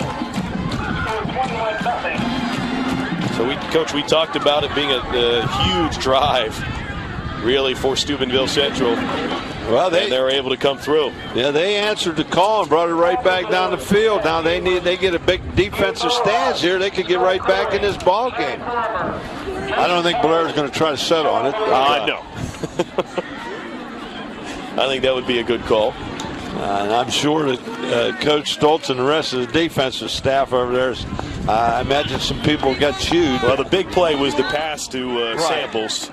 And they had Humeni open earlier in that. I mean, twice on that drive, they had receivers open downfield. On the completion, they had a blitz on, and it looked like they had a shot at him. But as you said, he ducked underneath of it. Yeah, DeFranco did well to duck under the defender that time and avoid the sack. Here's the kick by Bednar. Good high end over end kick that'll go back off of Crow's hands into the end zone for the touchback. And Bellaire will take over 1st and 10 on their own 20. So they've won a bit there that Bellaire's going to have to start deep in their own end at least if you're Steubenville Central. Right. I'll tell you, Bellaire, usually you have a hard time getting people that are kick returners, that are good kick returners. John must have a barn full of because that time he had Kaiser back with Crow. And, he's got plenty of guys with speed and ability. There's no doubt about that. Twin wideouts to the near side. Massarelli's the low man split out to the far side. There's Kaiser. They'll ride it into Kaiser. He'll take it over the 20 to about the 23-yard line. A gain of about 3 yards on first down. Well, yeah, I think you can look for John now at Bellaire to run the ball a little bit, trying to, get an lease on her to run. I think Central's gotten to the point now where they're not even defending the pass totally, and which I can understand that. But this lets the clock run a little as well, so you're using clock, avoiding any possible incompletions that would stop it. Now we're in a situation now. Massarelli's out here in single coverage again. Twins both sides. Massarelli to the near side, and that's where he's going down the sideline and just thrown too far out in front of Massarelli, who thought he was being held. In fact, he tells the referee here on the near side thought he was being held by Samples, who was on the coverage again. Yeah, I don't know whether Samples can run with him. I don't know. Even when he did on the last touchdown catch, Massarelli still went up over top of him and then broke out of the tackle for the touchdown. That's 3rd and long. It's a big defensive play here for Steubenville Central. They'd love to stop him and force him to punt from deep in their own end and get the ball right back to their offense if they could, trailing 23-10. Well, I'll tell you what, wherever Massarelli's going, Samples going with him. And Rocky over the middle, and it is incomplete. Intended, I think, for Crow, but it was thrown too high, and the incompletion brings up 4th and 7, and Bellaire will have to punt. I think there was a little miscommunication there. Either Crow missed the route or Rockio missed the route because it just looked like Crow slowed it down, and they threw the ball right down that seam. Perko's into punt. Kaufman's going back to receive. He'll stand at about his own 50. DeFranco will join him as well. They'll step back to about their own 45-yard line to await this punt attempt from Perko. High snap. Perko's able to go back and get it. Humeni got pressure but could not come up with the block, and DeFranco makes a diving fair catch in Bellaire territory at the 45. That was dangerous. Well, but I'll tell you, that's great thinking, and that takes a pretty good thinking football player, because if that ball hits the ground, you always tell kick returners never let it hit the ground. Catch it in the air. Well, Central got good field position on the 45-yard line. This quarter, by the way, is being brought to you by Buckeye Mortgage Company. Real estate is often the single largest investment most of us ever make. At Buckeye Mortgage Company, we tailor a package based on your needs. We don't work for the lender, we work for you. Call 1-866-999-2920. 1st and 10 for the Crusaders. Run on the option to the near side. DeFranco will just keep it as he goes over the 45 and down to about the 43-yard line. Bruce. Justin Bruce in on the tackle that time for the Big Reds. Big Bruce ran it down from the backside, but I'll tell you what, Ross was there again. Ross Johnson. 2nd and 8, gain of 2 on first down for the Crusaders. who trailed 23-10 but scored on their last drive. Then just had a 3-and-out that their defense pitched against the Big Reds, and they've got excellent field position to start this drive. Split backs now. Motion with Kaufman going to the far side. Jaco's the lone man in the backfield. DeFranco thrown it to Kaufman out of the backfield. Makes the catch, but he is run down after he makes that catch by Kaiser, who was all over him. Yeah, Kaiser looks like a football player. He doesn't look like a track guy that plays football. No, he's just an excellent athlete. Watch it here. I mean Kaiser. He come and look like he shot out of a cannon, come up and make a hit on that. Kaufman makes the catch, and then Kaiser is just all over him and did not allow him to get away. That was a good form tackle, too. No gain really on the play at all. Maybe a gain of a yard, we'll say. It's 3rd and 7. They'll call it 3rd and 6 on the board. Twin receivers to the near side. Now Gale goes in motion back to the far side, and I think we've got procedure against the Crusaders. 5-yard penalty. It's going to make it 3rd and 11 now. Dead ball, false start, offense. They're going from 3rd and 6 to 3rd and 11. Not what they wanted here, that's for sure. No, that's changes the whole complexion. You know, as you said, you got those double-digit yards. There aren't too many of those plays. Well, if they'd have picked up 5 and made it 4th and 1 from the 36, Greg might have thought about going. Oh, for I'm it there, sure. Now you're 10 yards back farther now if you don't pick it up. So the loss of 5 on the penalty makes it 3rd and 11 from the 47. Pressure by DeFranco, and he's going to be sacked back at the 45-yard line. Well, I'll tell you what they did. They went back here and they didn't have max protection, and Anthony Fry on the sack. Fry just came around. He came off the corner, and wasn't an outside linebacker, just a defensive end to beat the tackle. So now the Crusaders have to punt it right back. You got Hawker and Crow deep now. And here's Yameni in the punt. Punt away. Comes down, and Hawker will pick it up at the 20. Trying to get to the corner. He does. He's got blockers. He's over the 40. Cuts back inside at the 45.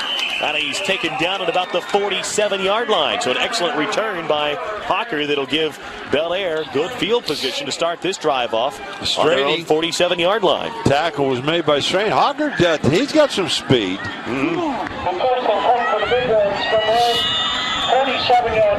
First down for Bellaire on their own 47-yard line, leading this game 23-10. 2:46 remaining in the third quarter. Trips to the right. To the near side. Single man to the far side. Massarelli's the wide man on this near side. Crow now going in motion.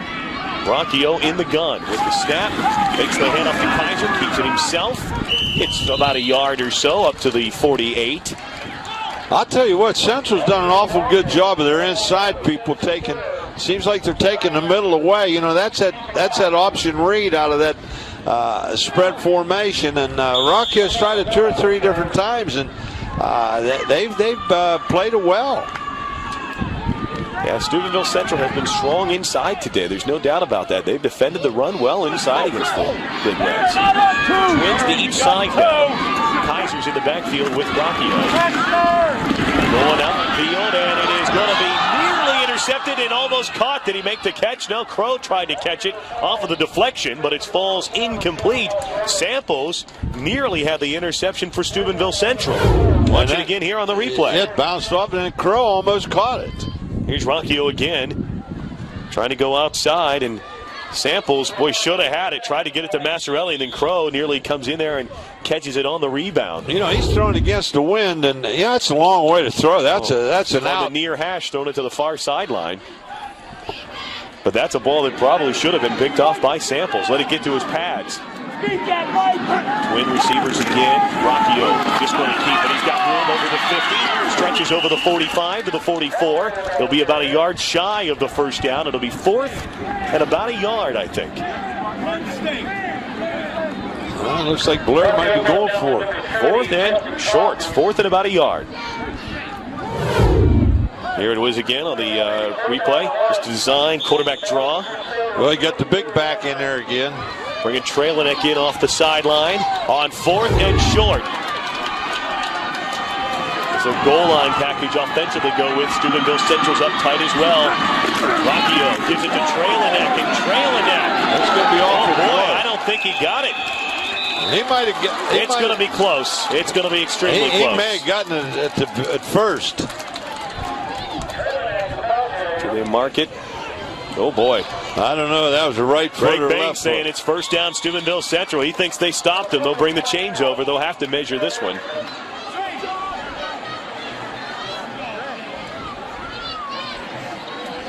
Bring the chain out. They'll stretch it. It's short. It's short by about a football. First down, Steubenville Central.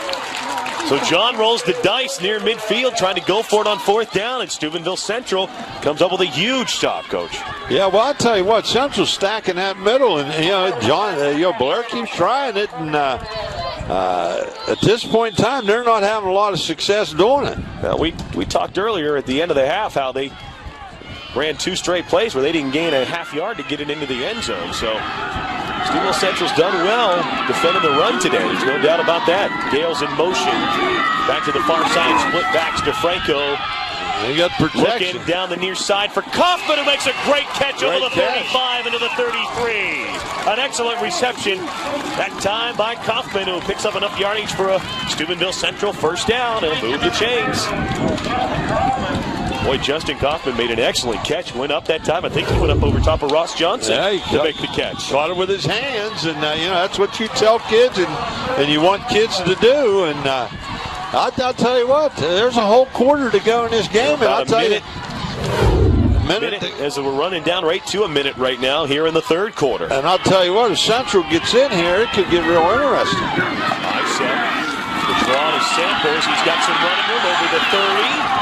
And then down to the 25-yard line. I don't know who that was that came in there. They nearly the leapfrog move. Samples that time almost jumped over top of him. That was Ross Johnson again.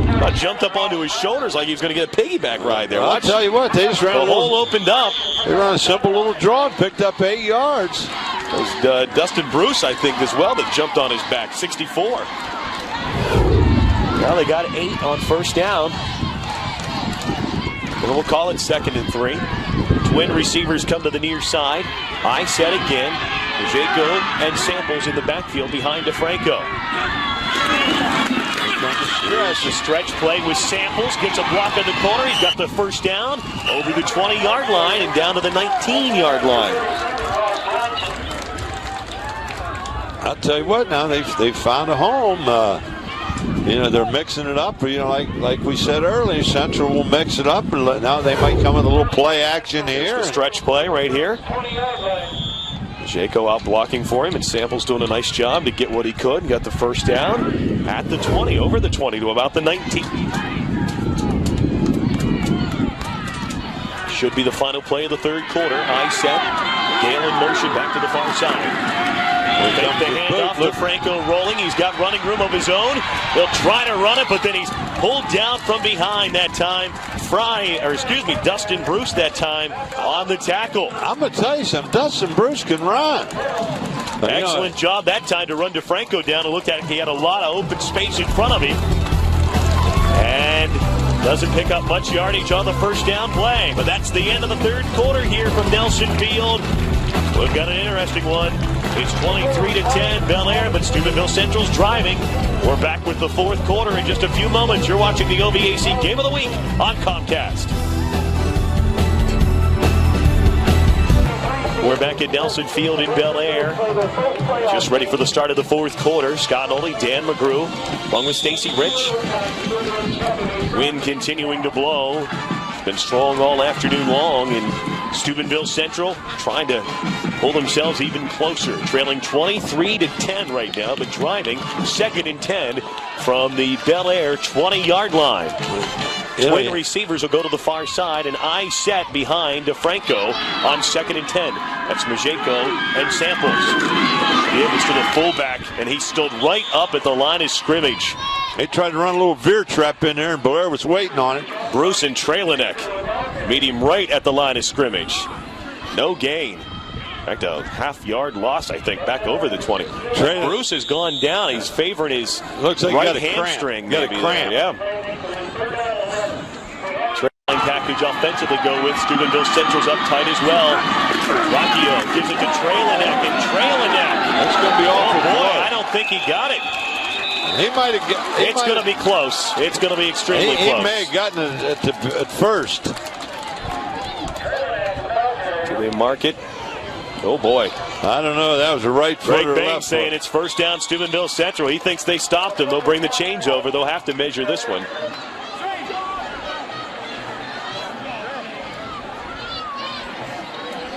Bring the chain out. They'll stretch it. It's short.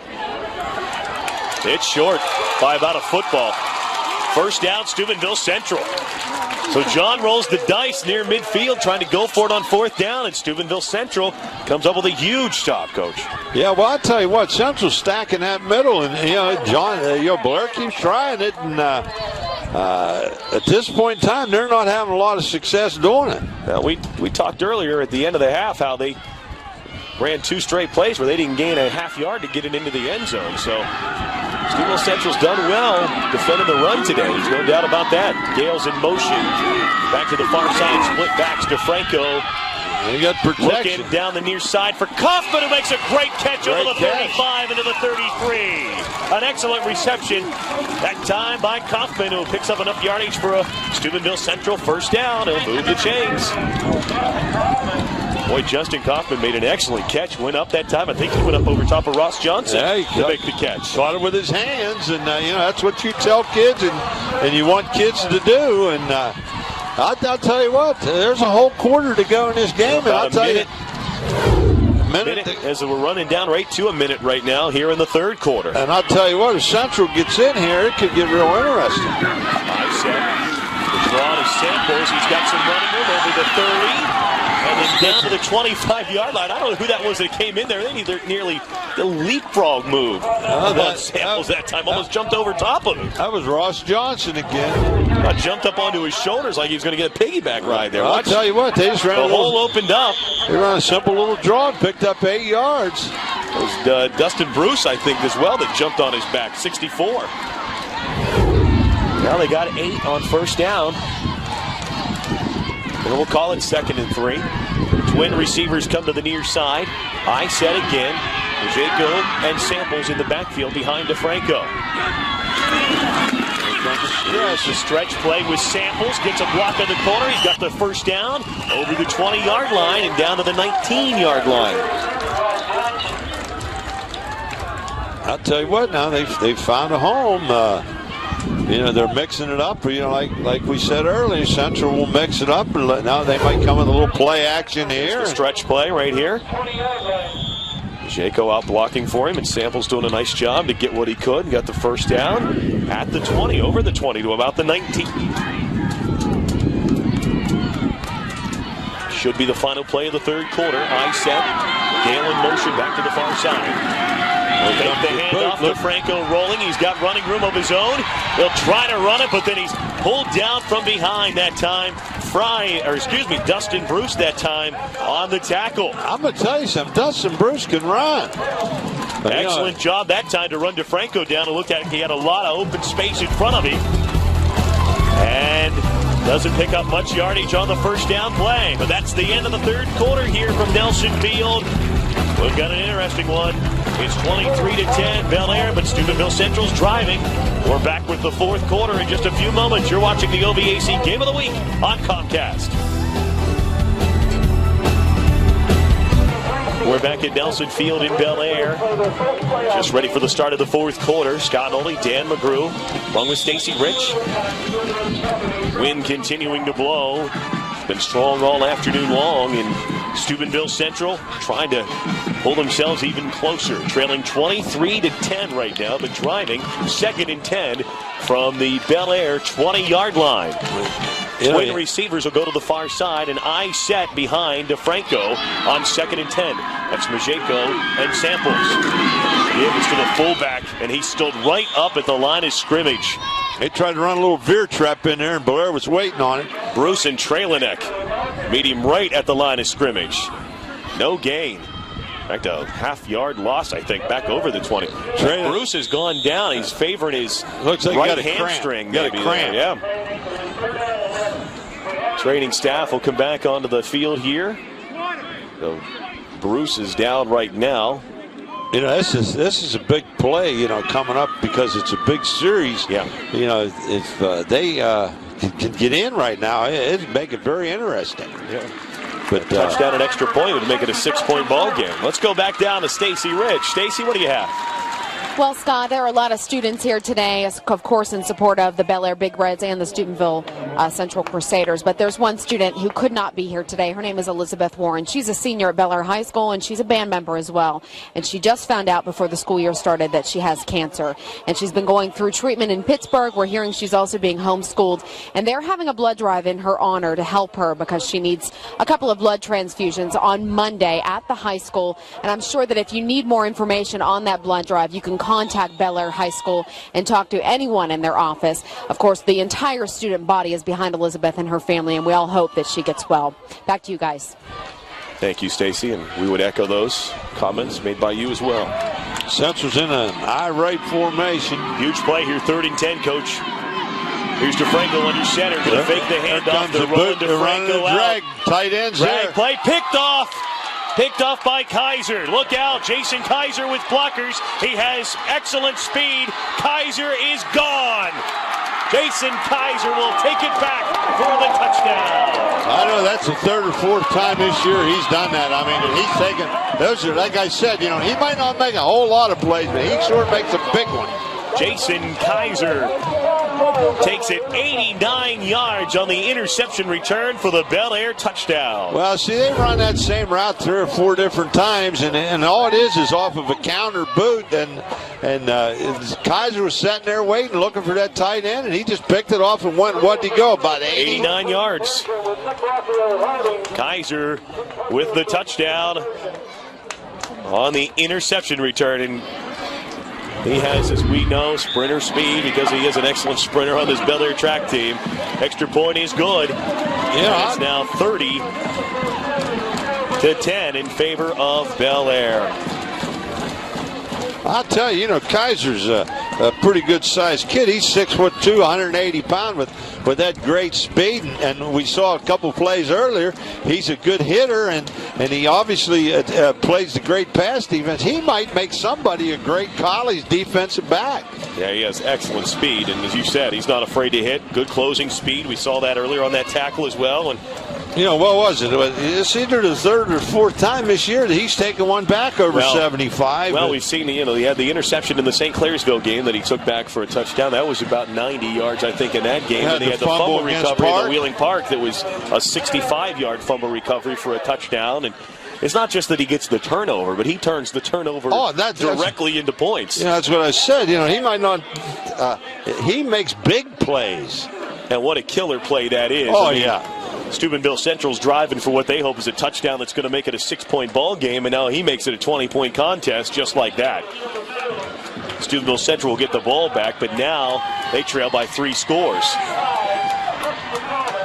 Kaiser's back out there along with the rest of the Bellaire kickoff team. Perko ready to put his foot to it. Now 11 minutes and 22 seconds remaining in our 4th and final quarter this afternoon. Samples will take it at the 10 on the near sideline. Samples with some blocks, trying to get back into the middle. Works it up over the 25. It'll be taken down at the 29-yard line. So that's what I was talking about earlier with the great coverage, and they stayed in their lanes. Samples was giving some moves, and he was breaking back in, and it looks like he might have a hole, but the kids are right in their lanes, and they hold him inside the 30-yard line. Hey, Steelers fans, now you can follow your team even when it's not game day with the new Steelers 24/7 exclusively with Comcast On Demand. Steelers 24/7 is free exclusive coverage created only for Comcast. You can't see it anywhere else. Call 1-800-COMCAST today for details. First down play for Steubenville Central, and Samples is going to lose a yard or 2 on the carry. Looks like it's going to bring up 2nd down and 12. And now Bellaire, it seems like they're just flying around on defense. Well, that time they come out and they tried to run that same isolation play, and Nick Perko came in and made a big hit. Bellaire, they can turn their ears back and go after them now because they're up 3 touchdown lead. Yep, and they're forcing Central to do things that maybe they don't want to do. Movement. Looks like maybe the center snapped it early that time. I'm not sure. Procedure penalty, though, against Steubenville Central. The 5-yard penalty. Dustin Bruce went out earlier. And dead ball, snap infraction. Tyler Robinson, a big 220-pound defensive tackle, is in for him right now for Bellaire. I thought Bruce had some cramps. I don't see him over on the sideline. He was grabbing in his hamstring area, too, so you always worry about that. Here's DeFranco, sacked in the backfield, taken down at about the 15-yard line. Taken down that time by number 29, Mike Reed. Mike Reed's a pretty active linebacker, defensive end. He hasn't got his call made a lot of times, but I'll tell you what, he's in it. So it's 3rd down and long now, 3rd and 26 for the Crusaders. I set, single wideouts each side on 3rd and 26. Blair's in a 3-man front from their own 11. They'll run the draw with Samples, and he'll get it back over the 15 to about the 17, 18-yard line, but it's going to be 4th and long, and now Yemeni will have to punt, and the Crusaders will have to punt. Yemeni will be doing the punting for Steubenville Central. What do we got? 4th down and 21. That's the only good thing about this Central's kicking with the wind. Yeah. Just shows you, though, Coach, how just one play can completely change a football game. That Kaiser interception now has completely turned this ball game around. Well, that was a 2-touchdown play. Exactly. Benny with the punt. Gets it off the side of his foot, takes a bounce. It'll go out at about the Bellaire 48-yard line. Let's go back down to our Stacy Rich. Stacy, what do you have? Well, of course, we've been talking all game about this being Coach John Magistro's last game, regular home game of the season. And so I'm joining his wife right now, and I know this has to be a bittersweet day for his entire family, and they had to take the grandkids down. They were getting a little restless. But first of all, it's Lil Magistro. Right. Tell me, first of all, what was the atmosphere like at home this morning? Well, the grandbabies were there, so it was kind of fun, but we don't really talk about it because, we don't want to make it more than it is. But it was like any other game. And as a true coach, you said he was really focused on the game. He didn't want this to interfere. He does. He doesn't like the attention on him. He said it's the kids and the seniors and, so... Now, I know you've probably sat in these bleachers a million times. What's it going to be like next year when you're not here every game? We'll probably be back for the games. I'll probably still be sitting here. Now, the plan is what next?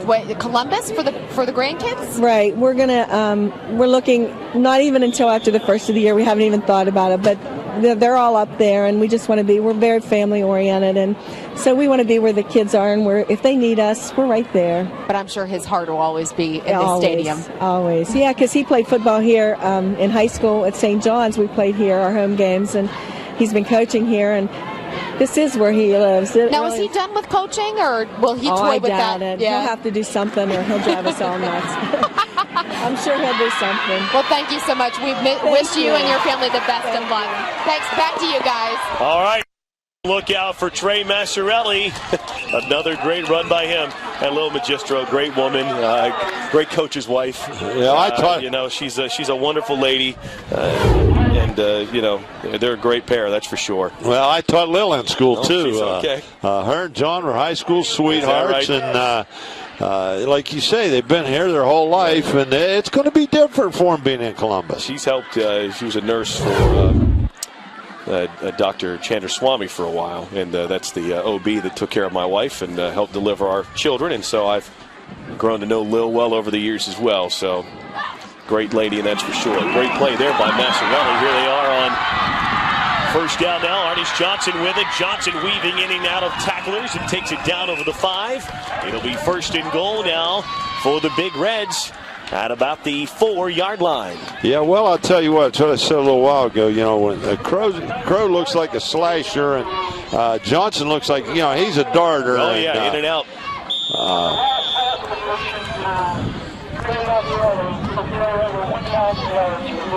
Well, we talked about going over 1,000 yards, and on that last catch, for Massarelli. He went over 1,000 yards now on the season. Wow. What a great season he's having. In 8 games already be over 1,000. The fake to Kaiser, the roll, the pass to the end zone, caught for the Bellaire touchdown. Ty Tomasic, I believe, on the catch there for the touchdown, and Bellaire strikes again just like that. And this game was a lot closer than what the scoreboard's going to look like here at the end. It was close there for a while, and now Bellaire's just starting to extend it out. You know, the thing about it was, Central, unfortunately, as we said, that was a 2-touchdown interception. And, it deflates them. And, they're busting their tail. And it's very, very difficult. And you get a high-powered offensive team like Bellaire, and you can't afford to give ones away. So the extra point by Perko is good. And now... Or maybe it wasn't any good. So 36-10. He must have missed it. Down for a minute. No, it is at 36-10 now. Bellaire leading. Well, they strike yet again, and now with 7 minutes and 57 seconds remaining, Bellaire will have a 26-point lead. Coach Magistro over there. Maybe can start to breathe a little bit easier now because, and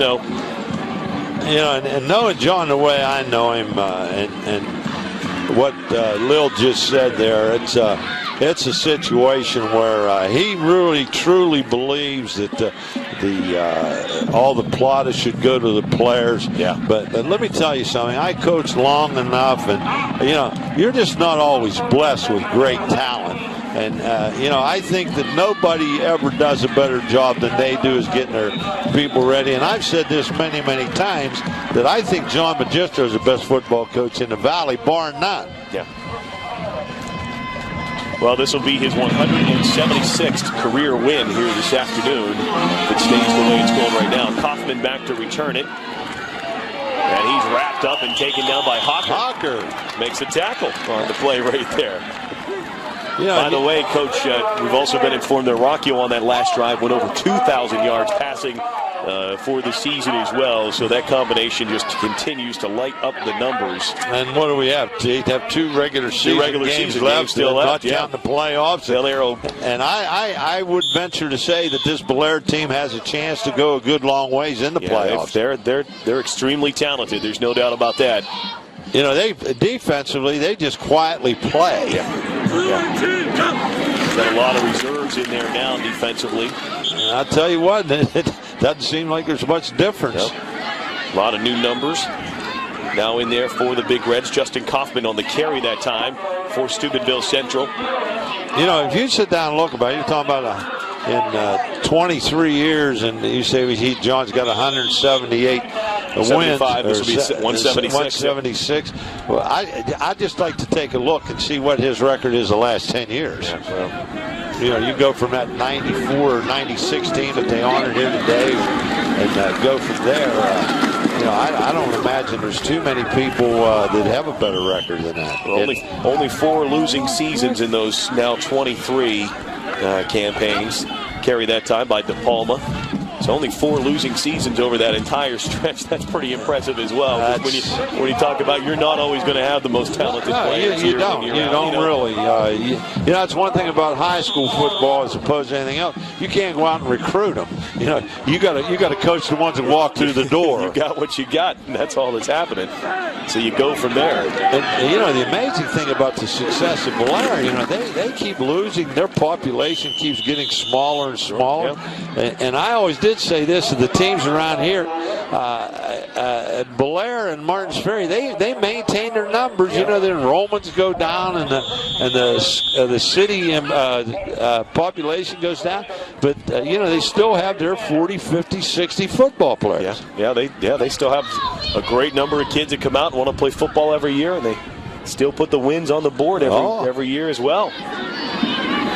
Losing seasons are not a thing that happen often here or at Martins Ferry either. Here's the pass, and it's going to be caught by Gale on the near side. Nice pass that time from DeFranco to Gale. It'll be a gain of about 11, 12 yards up near the 40, and it'll be another Steubenville Central first down as they'll move the chains. Well, Bellaire's got a hold substitute defensive backfield in there right now. There's a couple of regulars in there. I see Fry still in there. And well, they're up in the line, but all the defensive backs are all. Yep. The outside linebackers and the defensive backs are all down the line kids. Yep.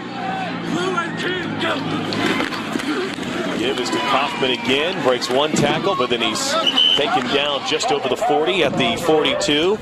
Tackled that time by Tyler Robinson. That's the big number 50. Yeah, he came in for Bruce there earlier in the game, and he's a stout kid. He's made a couple plays. Second and about 7. Clock winding down to 5:45 remaining.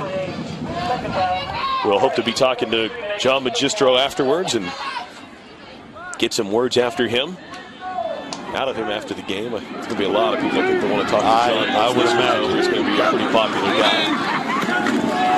Here's DeFranco under pressure, steps out. Now DeFranco keeping it up near midfield, and he'll be close to the first down yardage. Looks like they're going to mark him just shy of the 50. It'll be 3rd and inches. Artis Johnson in on the tackle that time.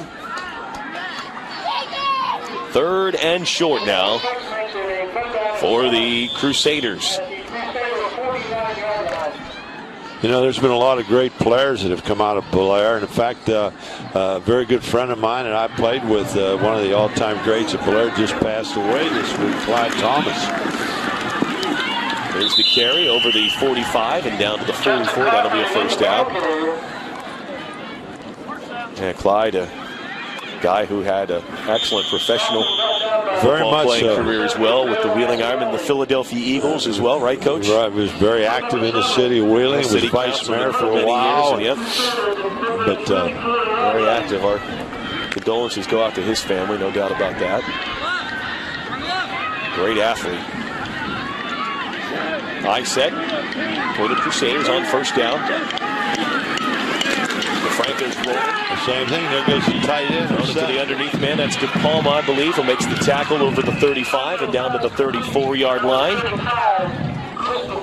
Be a gain of about 8.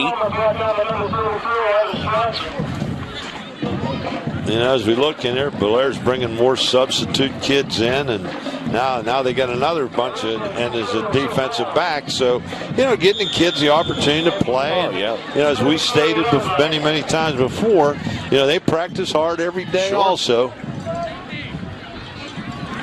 High set behind DeFranco on first down from the 34-yard line. 3:50 remaining in the game. Here's DeFranco. Pressured and taken down and sacked. Brian Bumgardner with the sack back all the way at the 44-yard line.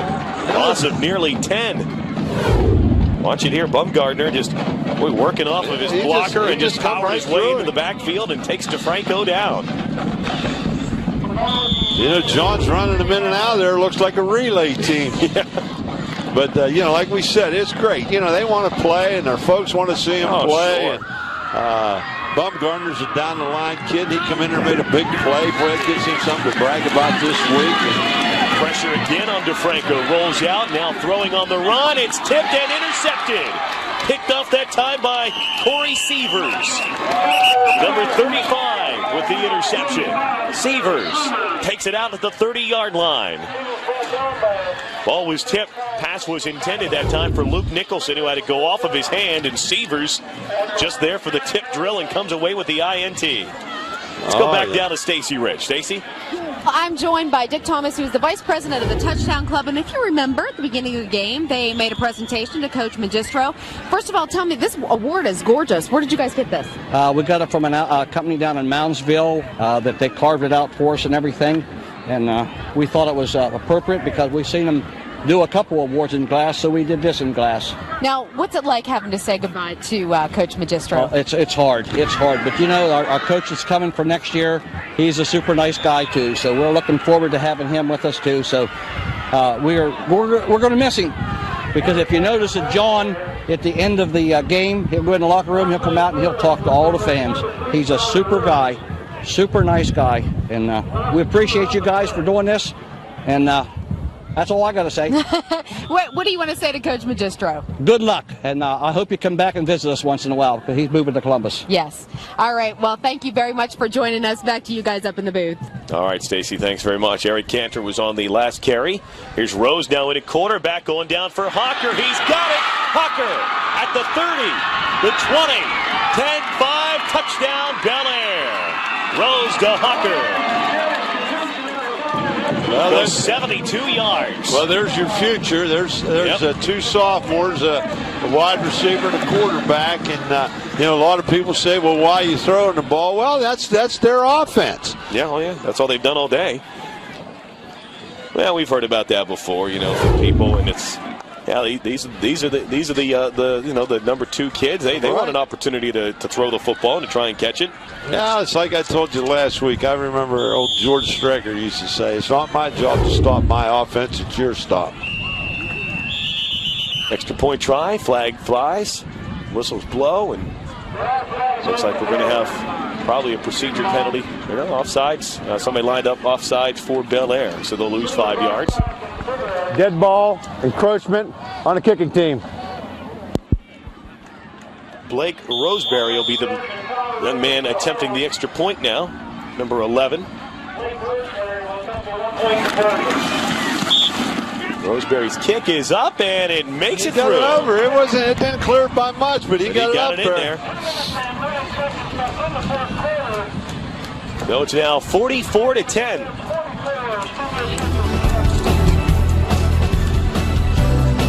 Class coaching staffs, and they've both been ultra successful over the years, and it's just a pleasure for me to be here doing these games. Yeah, I've had a great time, and hope the fans as well have enjoyed seeing these broadcasts also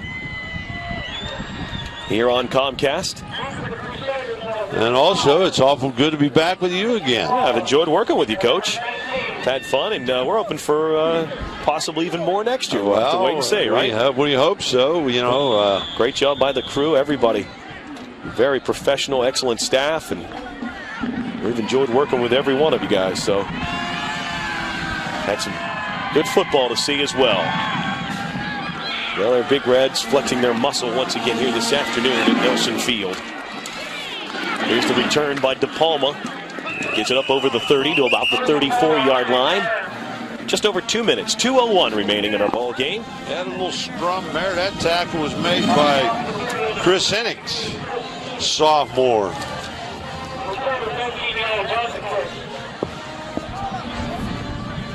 So it's 1st and 10 from the 34-yard line for the Crusaders. Central's got their down the line kids in now. They want to get in there and get their shirt dirty. And Gale will move to quarterback now. Played wide receiver most of the afternoon. Gives the handoff to Bednar. Mickey Bednar, who's been doing the kicking this afternoon for Steubenville Central, the kickoffs at least. Takes the carry up to the 40-yard line. It was a gain of about 6. 2nd down and 4. So more of the crew working here this afternoon at Nelson Field. 2nd and 4 after a gain of 6 on 1st down. I set. Single receiver to each side. Little beer trap up inside. To the up man that time. That's Linsky. Tyler Linsky takes it up over midfield. And that'll be a 1st down for the Crusaders. Clock continuing to run down to 1:25 as we reset after the 1st down. No 1st down for the Crusaders, just over midfield, just into Bellaire territory. Bellaire getting ready to improve to 8-0. Steubenville Central will fall to 4-4.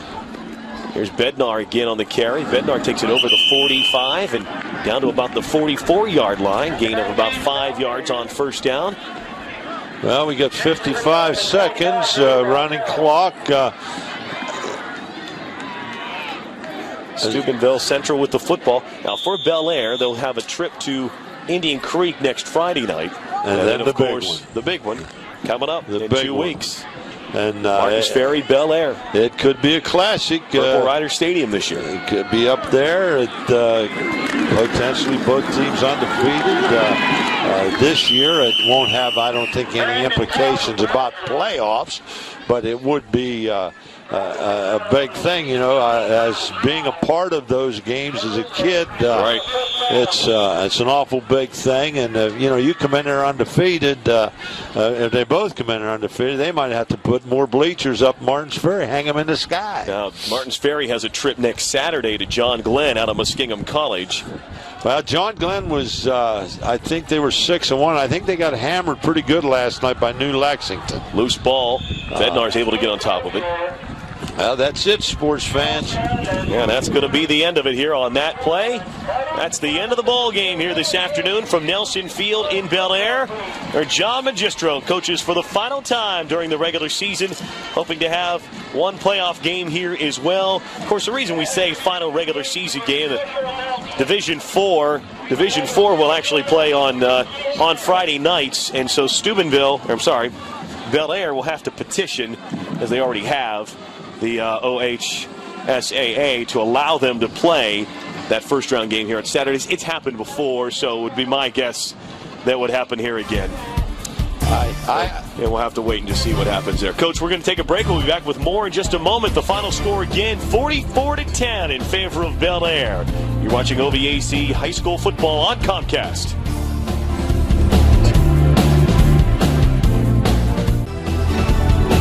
We're back at Nelson Field in Bellaire, where just now Coach John Magistro has been presented a brand new Chevy Suburban by the Galloway family. Joey Galloway, of course, with the Tampa Bay Buccaneers playing this weekend at home against the Cincinnati Bengals tomorrow afternoon. On Sunday, unable to be here today, obviously, and wanted to make a special presentation to Coach Magistro, so he had his mother read a special speech that he had helped prepare as well, and she read over the public address to Coach Magistro here on the field, and they drove the truck right into the south end zone here at Nelson Field. So a brand new Chevrolet Suburban from Joey Galloway to Coach John Magistro. Coach, we talked about it a little bit before the game that, Joey has always talked about how much he owes John Magistro for what has happened to him during his career, not only in high school, but what went on after that in college and then on to the pro level as well. He's a guy that wore number 7, and a guy that's wearing number 7 as well right now is Trey Massarelli as well, but he's unable to. He was unable to stay with us, wanted to go down with Coach Magistro. I don't blame him for that, so he wanted to go down to see the coach. He's a guy that wears number 7 as well, and Joey wore number 7 when he played here at Bellaire High School. That's been a pretty successful number for the Big Reds. Another huge game today for Trey Massarelli, now tying the single-season mark for receptions that he set just a year ago. So now he has 16 touchdown receptions once again this season, equaling the number that he had last year, and he just continues to build on what is his all-time career mark. He now has 32 all-time career touchdowns, which broke the record by of some guy named Joey Galloway, who had set that back during his playing days here at Bellaire High School. But a lot of emotions, and talking again about that, just a nice showing, I think, by a guy of Joey Galloway's stature, I think. Yeah, I think that's a great mutual admiration society. Joey Galloway is not only a great player, he's been a great credit to his community and to his school, and I know he's financially done an awful lot for the Bellaire athletic programs, and I think he does have great relationships with John, and believe me, I'm sure John appreciates it, and it couldn't have been done for a better guy. That's right. We're going to take another break. Stay with us, though. The final score again from Bellaire, 44-10 in favor of the Big Reds. You're watching OVAC High School Football on Comcast.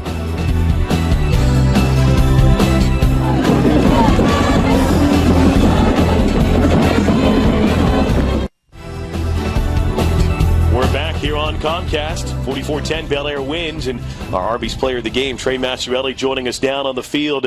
Trey, another excellent performance out of your ball club today. A fantastic game from you, and we look here at some of the highlights today as we're looking at them here of Trey Massarelli hooking up with Nick Rocchio once again today. Trey, what's been the secret this season between you two guys? It just seems like you have such a great connection, you and Nick. Yeah, we have good chemistry. We work real hard in practice, and it's just real good chemistry. We couldn't do without the line blocking and the other receivers running great routes too. You wear that number 7. Another guy who wore number 7 here at Bellaire, Joey Galloway, used to hold the touchdown mark for most in a career. You broke that a couple of weeks ago. You've now tied your single-season mark with 16 again today. You've got 32. You recognize some of the history that you're setting here right now at Bellaire? Yeah, it's kind of hard not to get caught up in it, but Joey was like my idol when I was growing up. But I mean, it feels good. It's like an honor. It's an honor for me. I'm just so happy for the team and everything. Team first, always. Now, wearing that jersey, you don't have to go buy Coach Magistro a Suburban yourself, do you now? No, I heard there's a party in that after the game, though. That's a pretty nice truck, isn't it? Yeah, I'll have to ask my dad for that one later on. He also went over 1,000 yards receiving today in just your 8th game of the season. I mean, that's unbelievable. Yeah, that was one of my main goals coming into the season. I have a few other ones that I hope to get, include like the state record for touchdown receptions. I'm working on them. Just got to keep on working hard and hope the team wins. Team first, and then we'll go from there and hope to accomplish the goals. Trey, this is Dan McGrew. I'll tell you what, that one catch you made with your hands, that's a tremendous, as a coach, you try to get kids to do that. But, the thing that impresses me more than anything about you, of course, you run great routes and you have outstanding hands. But your first step after you catch a ball, you get away from people as well as I've ever seen a high school kid do it. Yeah, that's one of the things. I watched a lot of film. I try to be like Reggie Bush. That's one of my favorite players. I watch a lot of film to Joey when he was in high school, and that's one of the things he did well. He had all those touchdowns, so I figure that's what I'll try to model myself like. Well, those are two pretty good guys to model your game after. I'd say if you can reach any level that Reggie Bush or Joey Galloway are at, you're going to have a hugely successful career at the next level. You're having a great career here at Bellaire and a great season as well. And not to look ahead, but now you guys are 8-0, and next up Indian Creek, and then the big one coming up in 2 weeks against Martins Ferry. Oh, yeah. We don't want to look forward. Creek's a real good team. Hopefully we can take care of business there, and then it'll be a great rivalry game. Should be a packed house. Can't wait to play that game. It'll be more than a packed house. I think we can say that for sure, Trey. No doubt about that. Trey, congratulations. Great effort out of you today, and best of luck the rest of the way, buddy. Thank you. I appreciate it. All right, there's Trey Massarelli, our Arby's player of the game. 145 yards receiving today, a touchdown. As you said, that touchdown catch was about as good as any catch as you're going to see. I mean, he had to go over top of Samples to make the catch, and then he had to break a tackle after he made the reception. Well, the thing about it, the kid catches with his hands, and that's very, very difficult. You tell kids that every day and every day. You see that at the NFL level where guys let the ball get to their chest. Absolutely, but as I said, with all the things he does well, I mean, that first step he makes after he catches the ball, it's amazing. Yeah, great effort by him once again here today. Goes over 1,000 yards receiving as Nick Rocchio goes over 2,000 yards passing. And for John Magistro, it's a successful final attempt here at Nelson Field in Bellaire as his team wins 44-10, and they improve to 8-0 on the season. So for Stacy Rich and Dan McGrew and the entire Comcast crew, this is Scott Nolte saying so long from Nelson Field in Bellaire. You've been watching high school football on Comcast.